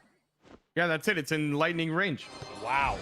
And as long as he can defend this, because he still has to defend it, he should be able to, but I don't want to get ahead of myself. I was just going to say, in that moment, I don't really understand this Goblin Giant deck. We have seen Goblin Giant double Prince, but this Goblin Giant Goblin Hut Fisherman deck is so odd to me. He does finally pick up a win with it. And it feels like that might be the nail in Ayal Shihi's coffin. As you just said, we saw the battles of the 0% win rates right there, and Ayal Shihi still cannot win with this graveyard deck. I don't understand the Goblin Hut Goblin Giant deck, but this deck just doesn't defend against anything, so he got away with it. It's really, that's what it comes down to. It the defense on a such a defensive style deck, it is so weak with that Tombstone that it just gets wiped off the board, and it's 3 elixir into a structure that doesn't do absolutely anything. And that's where Ayal Shihi's struggles are coming from. Usually when you have these Ice Wiz NATO decks with the baby dragon, you have that goblin cage, you have that bomb tower that holds off for a lot longer, that really mitigates the lack of DPS coming in from the Ice Wiz and the baby dragon. Yeah, I'm so curious as to why Ayal Shihi did decide to go to the Tombstone. I mean, obviously, the biggest reason is just because it's cheaper and it's a cycle thing, but it just doesn't make a lot of sense. I mean, even back in the day, back in 2017, 2018, we found pretty early on in 2v2 that even then when Tombstone was popular, it was still better to go for the cannon just because it had a little bit more damage and a little bit more health. Obviously, neither one of them very popular in the meta right now because there's just really no reason. There's so many other better buildings out there unless you're running 2.6. Yeah, I mean, I don't know what to say. It really doesn't make any sense, and I would love to hear from him why he chose it, because it's not a duels format. It's not a format where you cannot use something that you already used. Every single structure was in play for him, and he still decided to go Tombstone. And it can't be that 1 elixir difference. There is no way he chose it because it made it 1 elixir cheaper. So Mega Knight gonna leap on top of these Skellies and then get on top of this Ice Wizard. Should be pretty easy work for the Mega Knight, and that's why you see this Bar Barrel coming out low, and now a Mother Witch up high to spawn some piggies. I really like that play on the Mother Witch. And the baby dragon does turn around, but a lot to deal with here is Ayal Shihi. Yeah. Does he have enough elixir? Yeah, this is the, I mean, he got away with one that the baby dragon actually lived with 1 HP there. And yeah, you activated King Tower, but now what you did is open up miner placements from all over the board. Before you secured that, the miner was always going to go to the safe spot. It was going to be easy to predict. Now you basically opened up a world that I don't think really benefits him. So Bandit tries to come in. Bar Barrel is there in time. Ayal Shihi has been doing a very good job with the Bar Barrels. There's the Tombstone up Only high. one Good placement. Wow, I thought only one was going to connect there. I thought, I'm not sure why both exploded, because I think with the first one, it should have been enough with the 2 miner hits. Yeah, I was just going to say those miner hits coming in on top of this Tombstone along with one of those wall breakers should have taken it off the board, but somehow both of them there in time. And Ayal Shihi getting very, very lucky with a 1 HP baby dragon and a good interaction with the Tombstone. Now back on offense is Johnny Maloney in both lanes, and that is an odd NATO. It is an odd NATO followed up by a Bar Barrel that's not going to do anything, and a Bandit that's going to take care of this Ice Wizard. And if he would have just held for a little bit longer, oh, they both still connect. I was going to say, if he would have just held on for a little bit longer and minored along with them, it would have been the perfect push. He still gets both of them to connect, and now it's all about defending once, and he should be good here with that Mother Witch. Yeah, Mother Witch in the back, barely stepping in poison range, but she's going to get piggies on the board as that Inferno Dragon deals with the baby that comes across the bridge. Now Wall Breaker's in, Miner behind, wow. And one Wall Breaker still connects along with a bunch of piggies and an Inferno on the left-hand lane. Tower's still pretty healthy there, 1746, but 587 is the story to pay attention to. What Johnny has to do now is block on the bridge. Do not let, oh man, he fell for it. This could be it. This could be the thing. This could be it. You see the shake of it. the head there by Johnny. He totally Zap. falls for it. Knight on the tower. Zap is in, but that Knight is there. It does retarget on top of the Hogs. 360 remains, and now we see a healthy Inferno Dragon behind the Mega on top of the tower. Miner is there, and somehow, some way, Johnny stays alive. He completely fell for the bait, and I applaud Ayal Shihi for trying it, and he almost had that. That was the only play that was going to get him there, and Johnny needs to be very, very careful, because if Ayal Shihi is doing it and people recognize that that's a fault from Johnny, trust me, people like One Hive Hunter, SB, Eternity, all these very experienced players take that into account, and if he falls for the bait, he will lose a lot of matches. Yeah, what a swerve there by Ayel Shihi. I love the play, just not enough elixir to either get a little bit more offense down or defend adequately. Johnny ends up taking it with that Mega Knight, Miner, Wall Breakers, Inferno Dragon push on the left-hand lane, while all that damage was coming in on the right. Yeah, and wow, that was nerve-wracking. I thought he lost it. I really thought he lost it there. The zap came in, and if that one Hoggy from the Mother Witch didn't retarget the Knight, it would have been game over. It retargeted the Knight, which held it off the two extra hits that I was gonna get. So I got away with one there. These matches were good overall, and it really came down to Ayel Shihi just having one deck that was impossible to win with. Yeah, game number 3 really did feel like it was the deciding factor for exactly what you're talking about. Ayel Shihi just could not win with that graveyard deck, and conversely, his opponent could also not win with that Goblin Giant deck. As you can see, 25% win rate there from Johnny Maloney and a 0% from Ayel Shihi.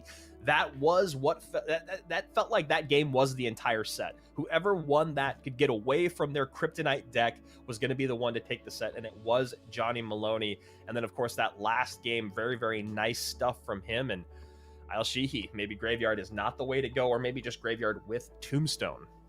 Yeah, and I think it was today we spoke about very early on in the day. If you go graveyard, I like to go with the heavy graveyard decks that we've been seeing, the Mega Knights, the P.E.K.K.A graveyards. You have to adapt to the current meta. And honestly, imagine that would have been one of those P.E.K.K.A graveyards versus the Mega Knight. It would have been a great matchup for him. It would have been so hard to defend. It was just a lack of understanding which graveyard deck would actually work.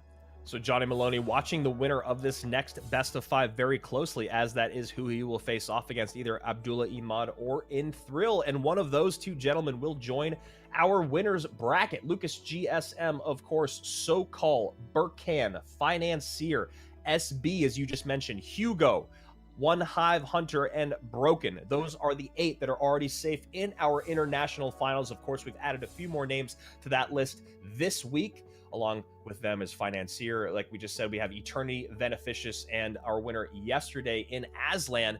Today, we are finding a very interesting final best of 5 here, and the biggest question mark is can you stop Abdullah Imad in the skies? I'm not sure he will be able to, and if I'm Johnny, I'm also rooting for Abdullah, because I don't think Johnny wants to play those matchups ever again, and he does match up a lot better against Inthrill. And it seems like when you look at these decks, he's gonna have the same struggles that Johnny had against Abdullah. Those Barb Barrels, the nothing to get to the Skarmies, nothing to really, you know, hammer it in. Once you get past you do have one good matchup, but then it gets really, really tough. Yeah, and it's going to be all about trying to get Electro Spirit connections, trying to get Mother Witch spawns, trying to get Heal Spirit connections late when you're talking about those Skarmies, because Abdullah did a really great job in his set of, once he recognized the spell that his opponent was running in that Barb Barrel, he made sure to over-defend with the Bomber, and always use that Skarmy as his second line of defense, because that Skarmy is so hard to get to. It definitely is, and it might just be one of those games where you have to fireball predict the Skarmy and go all in, or you will lose. And at one point in the game, you have to realize that, right? Like, do I risk it? Yeah, you definitely do risk it, because odds are it's not going to pay off. You're right, it probably isn't, but it's the only way you're actually going to win. So go for it anyway. Yeah, exactly. It's the only way you're going to win. And when you talk about the spell power here by Inthrill, it is good that he has fireballs. That's going to help a lot with some of these pushes, the knockback, the reset, those balloons. But still, at the end of the day, he's going to have a lot of trouble keeping those balloons at bay, especially with that very top deck on the right hand side. You see very, very little way to redirect that balloon, no building to pull it to. It's going to be all about the Electro Wizard along with the Mother Witch damage for air units, which is honestly not a lot. It definitely is not a lot, and those loons should get a lot of value over and over and over again in this set. When you look at each individual deck, the first one, Night Witch Ewiz, not high DPS. Second one, Zappies, they're gonna get taken care of by the arrows and the snowball, or the fireball, or the lightning. And then in the last one, you only have the Inferno Dragon and the Ram Rider basically to stop it, and it's just it's gonna be a very, very big struggle for him. Yeah, he's gonna have to play that Inferno up high on top of the lava, and I guess maybe then the balloon would work its way around to some zappies played in the center, but that also means that your opponent is not gonna vary up the way that they're putting their offenses together, as Abdullah probably recognizes the way that Inthril is gonna want to defend every single one of these decks. Again, Abdullah goes lava, hound, balloon, every single deck, and Inthril has to find a way to stop it. And usually the Ram Rider is a good way to do that, but now we're talking about Zappies plus Inferno Dragon plus Ram Rider just to defend a balloon plus a lava. Yeah, and it's a lot. It's definitely a lot, and we're gonna have to see, because not only are the matchups tough, but you have to understand that Abdullah is probably one of the better players with this type of deck, so it only makes it harder. When you look at a matchup, it's already tough, and then you add someone that knows how to play them, it makes it even harder for him. And from what I saw from Inthril early on in this game, it wasn't that he was very comfortable with this. It really came down to the fact that Aoshi had a deck that he couldn't win with. Yeah, that's, you know what, that's a really pivotal point for you to make, because Inthril would not have been able to get out of that Goblin Giant deck, or excuse me, Johnny Maloney would not have been able to get out of that situation had it been for having a deck that Aoshi he could not win with, right? So now if we're talking about this best of 5, hopefully Inthril is not in that same situation, because we know that Abdullah can win with any Lava Hound deck. So right now we're waiting for our players to get ready. They are, I mean, yes, they will be running back the same decks, but I don't know, maybe they needed a second to recollect themselves. Do you have a favorite in this set? I'm going Abdullah, man. I'm going Abdullah. I'm going the safe bet. I am not, going for the underdog here. I think matchups work well. I think he's been very comfortable. He's very confident in his abilities and the way that he plays his play style. And even though it could hurt him later down the road in what GameStars is, if he does move on because of all those top players and the adaptations from them, I think right now, right here, he does win. Yeah, and I think that when you talk about us kind of picking apart the way that Abdullah plays, or I should say analyzing, because we actually really enjoy the way that he plays, is that the first day that we saw him, it felt like it was go no matter what, like throw caution to the wind, not think about defense at all. In this last set, it did really feel like he had evolved as a player, a little bit more patient, a little bit more calculated defenses, and not quite as aggressive on his offense. I'd say maybe 98% instead of 100% full tilt. Yes, absolutely. And I think right now with this decks that he's going up against, he has to identify very quickly which one it is, and according to that, lava in the back or wait a bit and then lava on a counter push. There are a couple decks where you can get away with it, especially that recruits one that's a lot slower to get going. But if you see the Mega Knight one, as soon as you lava in the back, he's gonna press the gas pedal on that Mega Knight Ram Rider, and you're gonna struggle a lot because the Skarmy just doesn't work, neither does the Bomber. So he needs to identify very quickly which one he's going up against. Yeah, and I think that is maybe the deck that you come out with first. Give yourself the best opportunity. There's the poison in there, there's the snowball in there. As you said, the Mega Knight plus Ram Raider offense is really tough to stop on Abdullah's end, so why not give yourself the best advantage moving forward? That being said, you have to know that the next matches are going to be a little bit more difficult as you do match up a bit worse, but I do like that. Is that the way to go with all 3 of the decks that Inthril has? Essentially, is if Abdullah sets up an offense or a Lava Hound in the beginning, which he probably will. We saw other people try to go hyper aggressive and it pay off, but we also saw them go hyper aggressive and it not work out. Do you think Inthril tries to go prior or ladder? I think you go for it. You push and you try to make it happen, because it seems like the longer these matches stay up for Abdullah, the more comfortable he gets. Even though he's a very aggressive player and he likes to take the tower early on, I don't think we've ever seen him lose a match in overtime. Every time it does go the distance, it seems like he wins it. So you want to take care of this as soon as possible. It might cost you the game, but it feels like if you give him enough time, Abdullah sets up the perfect lava push and you just can't defend it. That's a great observation. Now that I think back to all of his performances, it really does feel like when he's lost, it's always been in the first couple, interactions, right? The first couple exchanges, he ends up being down too much, and then the rest of the game, he can't come back. He is a great overtime player. And here we go. Bandit just completely ignored on the right-hand side. Balloon coming in with Inferno Dragon, and, of course, that Lava Hound. No surprise there, and that's it. That's it. Punch up high. Oh, wow, the Ewiz does stay alive, but still. it's still gonna go down. And this is what I spoke about earlier. There is nothing for the balloon. You need to get these high DPS damage dealers a lot sooner. You know, like it can't be that you know you're gonna possibly face Abdullah and your highest air DPS is an E-Wiz. It just won't work out for you. It's so frustrating too. You saw Inthrill's face. He just kind of looks up, he smiles. He knew exactly what was coming down the lane. He couldn't defend it, and Abdullah easily takes that tower. Cannon cart somehow sneaks on through, gonna connect on top of the tower, even though it is slow now, and now a Mega Minion out of cycle in front of that Lava Hound. Yeah, but it does force the E-Wiz out to, you know, make sure it doesn't get a hit there. And now that E-Wiz cannot come down onto the Inferno Dragon, and he has an even clearer path. And I'm not sure if this is the Lightning deck or the Arrows deck. If it was the Lightning deck, he was in a lot of trouble. And it is the Arrows version, and he got really lucky with that, because a Lightning onto that E-Wiz and the Mother Witch would have probably been another tower down. Bandit almost gets a dash there, which Inthrill could have really used, but instead does not happen. Now an Electro Wizard going to get one zap in on that tower, and Abdullah going to be able to tick 210 once again and set up a Lava Hound in this lane if he'd like. Look for the Skarmy on top of the cannon cart.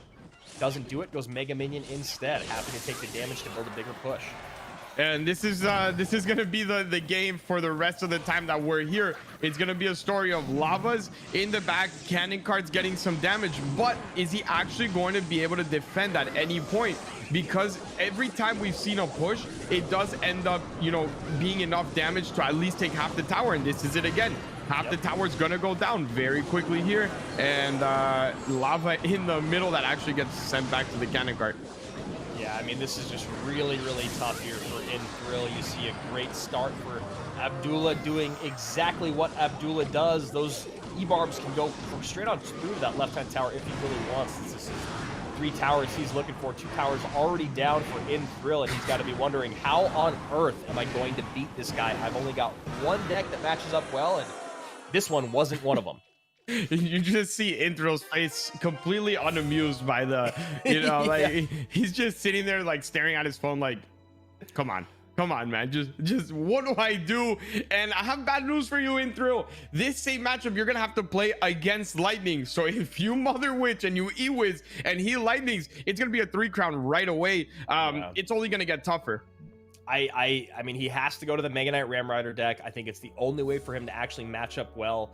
I don't think he makes it out of this set alive, and I think it's got to be one of the most frustrating things in the world to keep running into Abdullah Imat. I mean, how frustrating is it when you run into someone, they do exactly what you expect them to do, and you just cannot deal with it in any fashion? It's really just... It becomes that 3-minute game feels like 20 minutes because you're just struggling so much, and you're thinking, okay, what do I do? Let me try this. And then you try this, and it ends up in the same result. And it all comes down to the fact that when you look at that deck, there is no DPS for the balloon. And as much as that Lava is a problem, the balloon is the real damage dealer. Lava Hound in the back, first play. Abdullah very happy to get that out. Now a Barb goes down on that tower. Barb going to take those 2 hits. And we've seen this before from Inthrill, I believe. Or maybe it was Johnny playing the Zappies down low behind the Princess Tower. It doesn't work out. It just doesn't work. I love when he saw the Lava first play come down.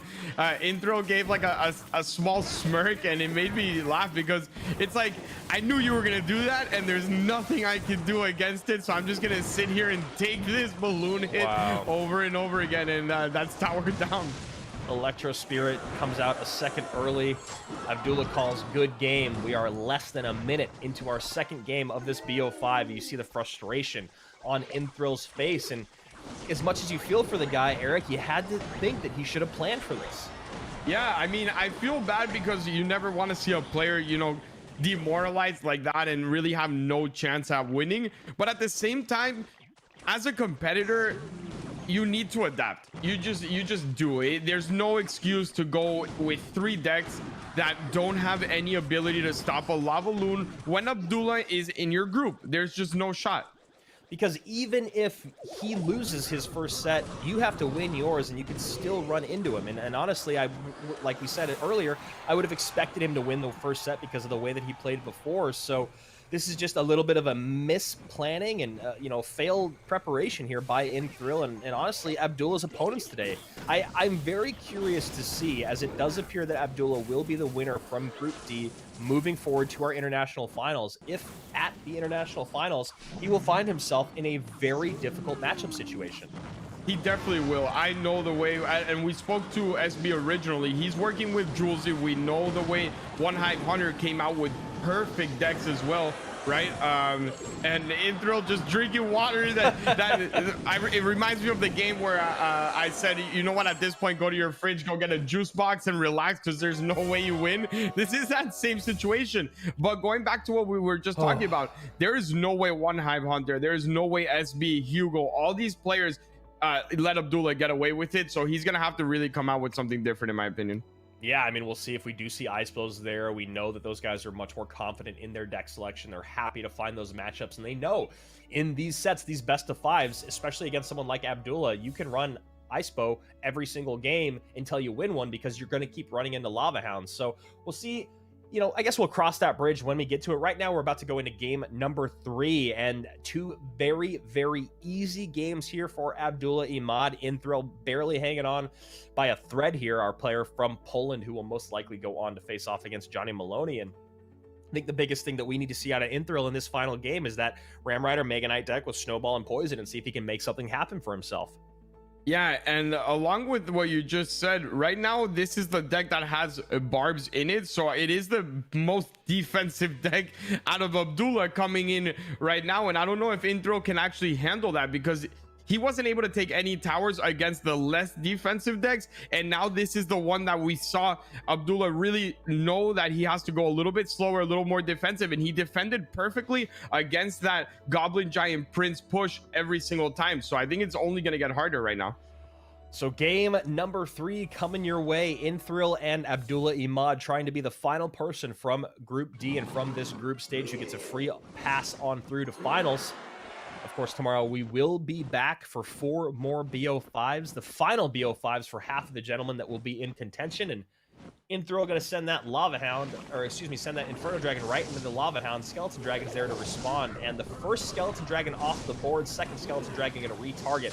And I really, really like that interaction. Nice zap comes in, and that's a good game. Yeah, no, more of the same, right? This is nothing new here. The only thing is that, yeah, you're able to hold on for one more push. You didn't lose your tower in the first one, but even then, it seems like you're just in a bad position, not only in the game, but mentally, right? You see Inthrill's facial expressions. He's not excited about this matchup. He's kind of frustrated at the fact that he keeps lavaing first play and that there's nothing he could do about it.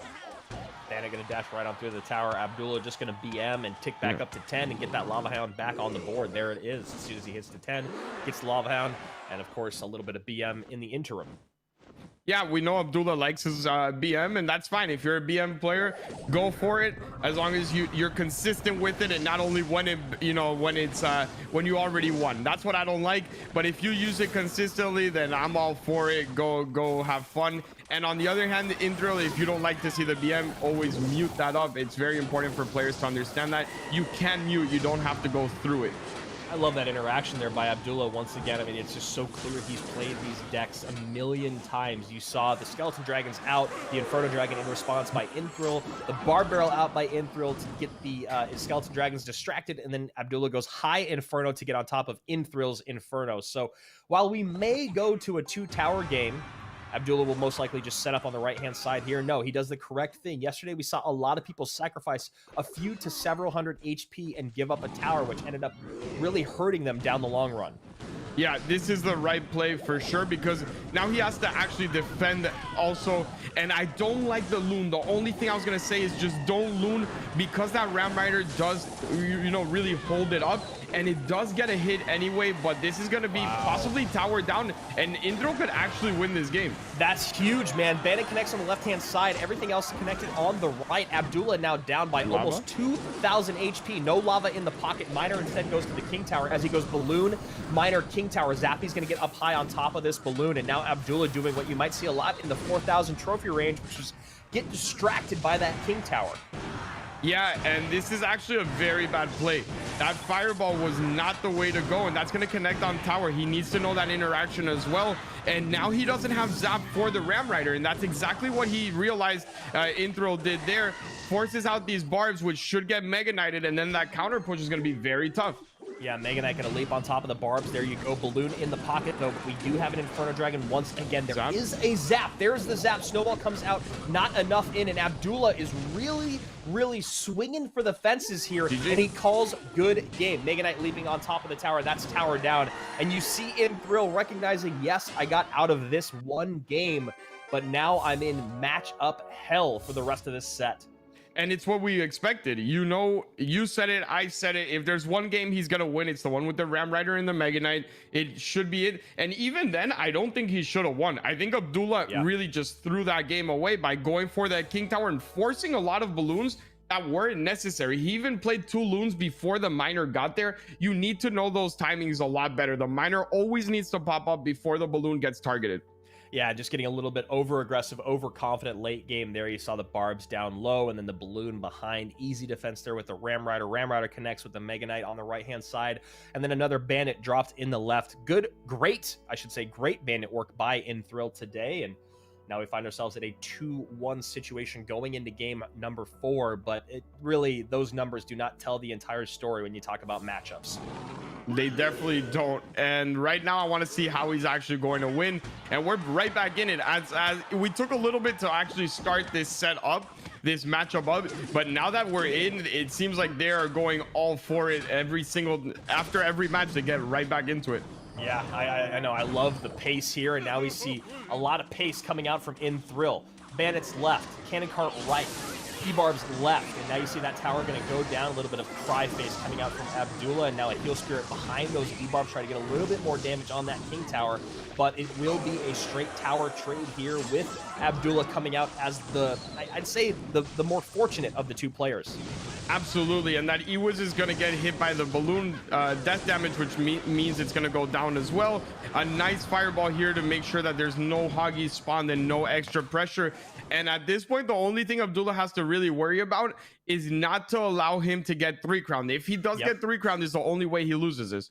Yeah, so I want to see some cannon carts maybe cycled towards the right-hand lane, and then Inthril's got to work towards that King Tower. That is what he has to do. Yeah, he knows that in a straight 2 tower, like if you both go for Princess, he probably ends up losing. So if I am Inthril here, I want to wait for that lava to go down, and then I want to go straight Elite Barbarians, all in, everything. Don't defend anything at all. You literally want to go Elite Barbarians, Heal Spirit, Cannon Cart. Wow, and that Heal Spirit was beautiful. And there you go. Cannon Cart plus the Electro Wizard runs into a bunch of barbs, and kind of continue your thought there. Yeah, he's just got to create a lot of pressure in both lanes here. You can't allow to do just a 1-lane battle because, like you said, he's not going to win it. He's not going to win it just running into that Lava Hound over and over. He has to make it so that Abdullah splits his attention, and now Abdullah goes, okay, if you want to go for my king, then I'll defend my king. This is definitely it, and a good fireball out of him. That was a very smart fireball because he knows the Elite Barbarians are the only real way he's gonna get 3 crown. The bandit is just not gonna do enough damage, and now he just needs to take off this Mother Witch here. Get a loon in. You need to get a loon in, and that's what he won't have enough elixir for, and it's gonna actually allow him. I'm not sure if that is quick enough. It might get E-Wiz. There's the E-Wiz. And he's struggling with the same type of thing that he just struggled with in the other match, understanding when to loon and when not to loon. Yeah, Abdullah calls good game again as we see another Mother Witch come down. A bandit dash at the top side of your screen. Inferno Dragon comes out in defense. That zap does take the Mother Witch off the board. 29-37 to 11-25 with overtime coming at you. And I think this is GG if I'm not mistaken. It should be. Wow, he gets away with the fact that a fireball is not enough there, but he needs to defend that, and I don't think he will. Oh, yeah, look at that. You see the celebration from Inthril. He can't believe that he is still in this game.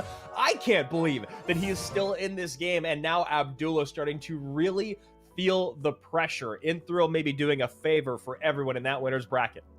And I'm telling you right now, this is overconfidence. That's all it is. Yeah. There is no way that this is.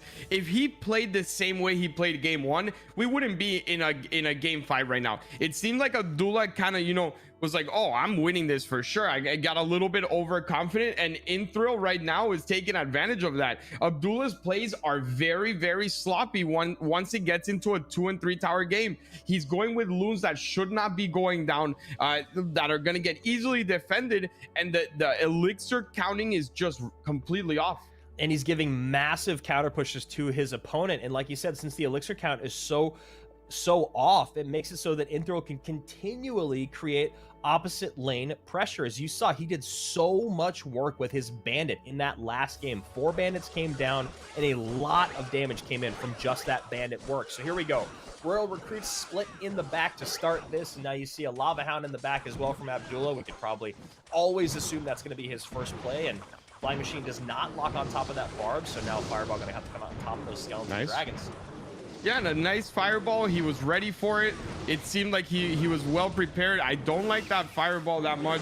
I think that if you wanted to get it down, you should have done it earlier. And now you're gonna, that's exactly what I was a little bit afraid of, is that now you're gonna take a lot of damage yourself because you don't have that fireball in cycle. Zappy's in behind a very aggressive Inthrill, seeing his opening if he can get on top of that Inferno, and he does. One more Royal Hog stays on the tower as that Miner comes into Zappy's, and both of these units, the Miner and the Inferno Dragon, going to be pretty negligible as they cross the bridge. So a very, very nice big uppercut there from Inthrill to come back into this game.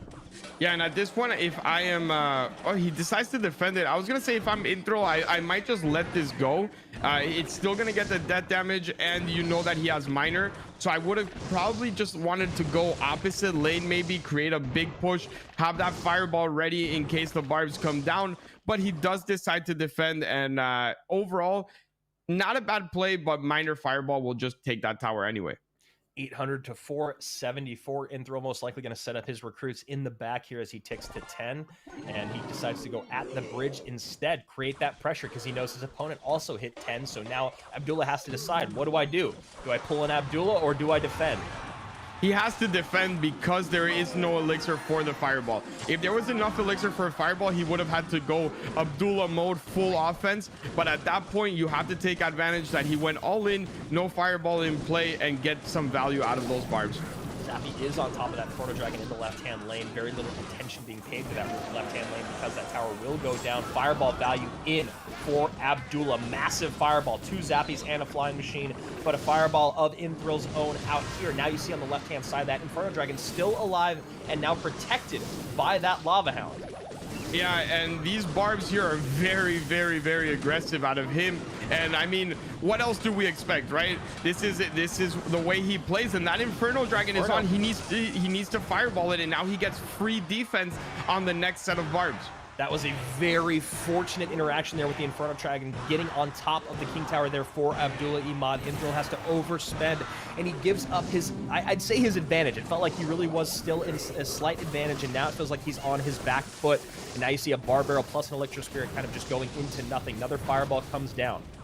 Yeah, another fireball comes down, but this one just wasn't that good for Abdullah. I think overall the winner of this whole interaction does end up being Inthrill, and he actually has a shot to win this right now. He just needs to get a Hoggies down with the fireball combo, and there is no defense out of Abdullah that will be able to stop it. Here we go. Royal recruits in front of those Zappies. Electro Spirit behind. Flying Machine up high. Still trying to create a position for those Royal Hogs, but Abdullah doing a great job defending without dropping that fireball down. Now we see the Bar Barrel go behind. Nice Bar Barrel there. Does get behind and turns around those units. Oh, and that is a rough Royal Hog placement by Inthrill. That could be the game. Yeah, that is very, very rough for him. He needs to zap there. Good zap to retarget. That balloon is going to be it. And the BM comes out, and Abdullah is hyped up, and he gets away with one, man. He really, really does. And I mean, good for him, but it got very scary. That fireball from Abdullah being his saving grace there at the end. A little bit too aggressive with the Royal Hogs was Inthrill. He did do that a couple times throughout his sets today, but we will see more of him tomorrow. Him and Johnny Maloney will both be back. Al Sheehy eliminated, and of course, Abdullah Imad, the Lava Hound master here at Gamestars League, will move on. But as we've talked about a lot, Eric, I'm feeling that the other people waiting for him in that winner's bracket might not make it so easy. Yeah, I don't think they will at all. I think it's going to be very, very tough for him if he decides to go triple lava again. It even got tough for him here when he had decent matchups, and they're going to make it a lot tougher, not only level wise, but deck choice wise. And he's going to have to be very careful moving forward.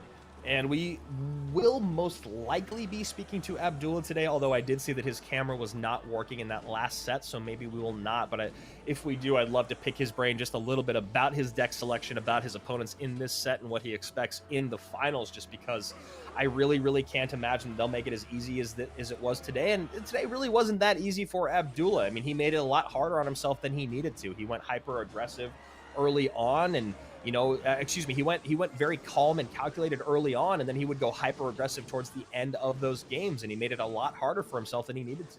Yeah, it seemed like he wanted to end the matches before they were in a position to be ended, and that's usually what happens when you try to go for that king tower way too early on.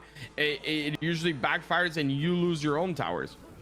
And there you go. Right here is where things were pretty even up for these two gentlemen, and that's that final balloon push coming through. You can see Inthrill not happy about it. Those Royal Hogs being dropped at the bridge into a fireball. Very, very difficult stuff there. And you can see right there on the right-hand side, that deck with the Royal Hogs and the Royal Recruits, only 25% win rate. A lot of struggles for our player from Poland today. Yeah, that is. And it seems like everyone in this group except Abdullah had that one deck that they could not get more than that 25% win rate with. And that's the reason why Abdullah's moving on and the other ones are fighting for their lives tomorrow. Yeah, so Abdullah Imad gonna work his way into those international finals. Happy to sit back tomorrow and see how the rest of groups A, B, C, and D, two remaining players, fend for themselves. Inthrill and Johnny Maloney will be there tomorrow, and along with a handful of others, we will be seeing Denbeer and Demas, Roofy and Predator, Blairon and Demon Chocolate. Those will be the other 6 competitors playing in 4 BO5s tomorrow. That's right, 4 BO5s starting at the same time, same place as we've been here all week long. But before we get into tomorrow and we get into all of that, we got to talk about these gentlemen here, and we've got to talk to Abdullah Imad. So Eric, really quickly, the Beneficious, Eternity, Aslan, and Abdullah, what are your thoughts? I'm very, very happy with the 4 players that move on. I think they all deserve it. They were all, one step ahead, in my opinion, from everyone else in their group. The only one that I would really, really want to see what comes out with tomorrow is Predator and Dimas. I think those are my 2 big hitters that we both expected them to move on, and they really, really struggled in their sets when it came down to it. Yeah, both of them, I believe, losing some pretty favorable matchups by some very just uncharacteristic misplays, but that's why this is a double elimination bracket. They still do have a chance to battle it out for over $30,000, and that all begins on June 1st. Yes, we'll be back tomorrow for our group stage finals, where, as we said, those 8 guys will be figuring out who's going to be making it through. Only 4 will make it through to our international finals, June 1st through 6th. We'll be seeing BO5s all day, and we'll be seeing a lot of money being given away. Before we move on to tomorrow, before we talk about those international finals, there is one man that I would like to talk to, and that is Abdullah Imad, the Lava Hound God himself. I want to talk to him about just running these decks back to back to back, and while production prepares an interview with him, maybe you and I can do our final thoughts on the day a little bit earlier, and we'll change up the order of things. Final thoughts on the day for you, Eric. Yeah, I mean, it's just, I think we need a little bit step up on analysis. Overall, I had a great time casting these matches, and I think a lot of them were very close. And it all comes down to that third deck. Third deck choice is just as important as 1 and 2. Yep, so let's talk about a guy that ran the same deck for all 1, 2, and 3. Abdullah Imad, the man that has run Lava Hound better than anyone else so far in Gamestars League. And Eric is a big fan of the Lava Hound. So Eric, I'll let you start off with the questions today. Hello, Eric. Hello, Andrew. Hi, how are you? Abdullah. Just this time you chose 3 lava decks instead of 2. Was it because you don't feel comfortable with the Electro Giant, or you just think, okay, I am so good with lava, I could win with lava? The first point, I'm very good in Lava Hound, and I will expect that my opponent don't expect that I will choose 3 times Lava Hound, so he will counter me in 1 time and also in 2 times, but not in 3 times. That's why I choose that. I really love that analysis from you, not expecting your opponents to do that. Now that you are going to make it to the finals and you're going to run into maybe Yes. some more skilled players, do you think you're going to have to change up your decks a little bit, or do you think you can still win with Lava Hound? I think my opponent now they know that I will play Lava Hunt perfectly, so maybe I will change. Sure, I will change.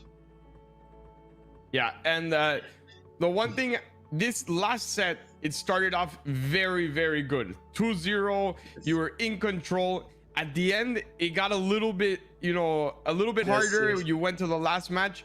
Did you feel nervous, or you just knew, okay, I have to play Lava how I know how to play Lava? When I play Lava, I know that he will choose counter decks. Then I know that if I lose this match, in next match I can win because I saw him decks and know that way to play. Yeah.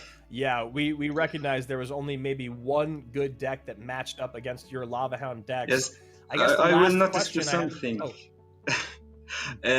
Lava first play. I love Lava first play because it's the way to win in Lava.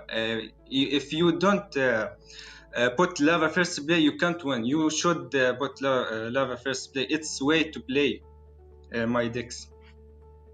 Okay. and I have to say, you have been maybe the most aggressive player that we've seen here in GameStars League. Do you continue to plan on being so aggressive? Just go, go, go, and then defend later? Yes, this is way I said to you. This is way to play this deck. But in another decks, when I play Lava Hound and Barbs, I should this time I should defense. Yes, this Yeah. time, but just Yeah. this defense. Yeah, I think we saw a lot more defense out of you and a little bit more calm plays. So congratulations, Abdullah. You get Thank to you, bro. relax tomorrow, and we will see you on June 1st, my friend, for hopefully some new decks. Thanks, you, bro. Abdullah Imad, I mean, look, man, you can say what you want about the guy, but the way he plays works, and he understood what he was doing today. He understood people would be looking for matchups. They wouldn't expect 3 Lava Hound decks. He played more defensively. I mean, you might hate it for the BM, you might hate it for the Lava Hound, but I got to admit, that guy's got a good head on his shoulders. And he's advocating for Lava first place, so I'm sure if Lucas and Samuel and Molite are watching this, they're not happy. But I mean, it's worked for him, and he's giving that little tip to the players that might be watching him. This is the right way to play. If you're playing my type of Lava deck, you have to go for first play, and I'm okay with it because at the end of the day, he's the one sitting in finals. Tomorrow, 8 more players battle it out in 4 best-of-5s. 4 of them will be working their way towards $30,000. The other 4 will be sent home packing with nothing but a good time to talk about. We'll be back tomorrow morning at 9 a.m. Pacific, 12 p.m. Eastern Time, and of course, 6 p.m. CEST. For Eric Benamou, I am Andrew Guy. Make sure you follow everything that is GameStars League online. Hit that subscribe button, hit that like, and let us know down below in the comments who you think will walk away with the victory tomorrow. Like I said, 9 a.m. You guys keep on clashing. We'll see you bright and early.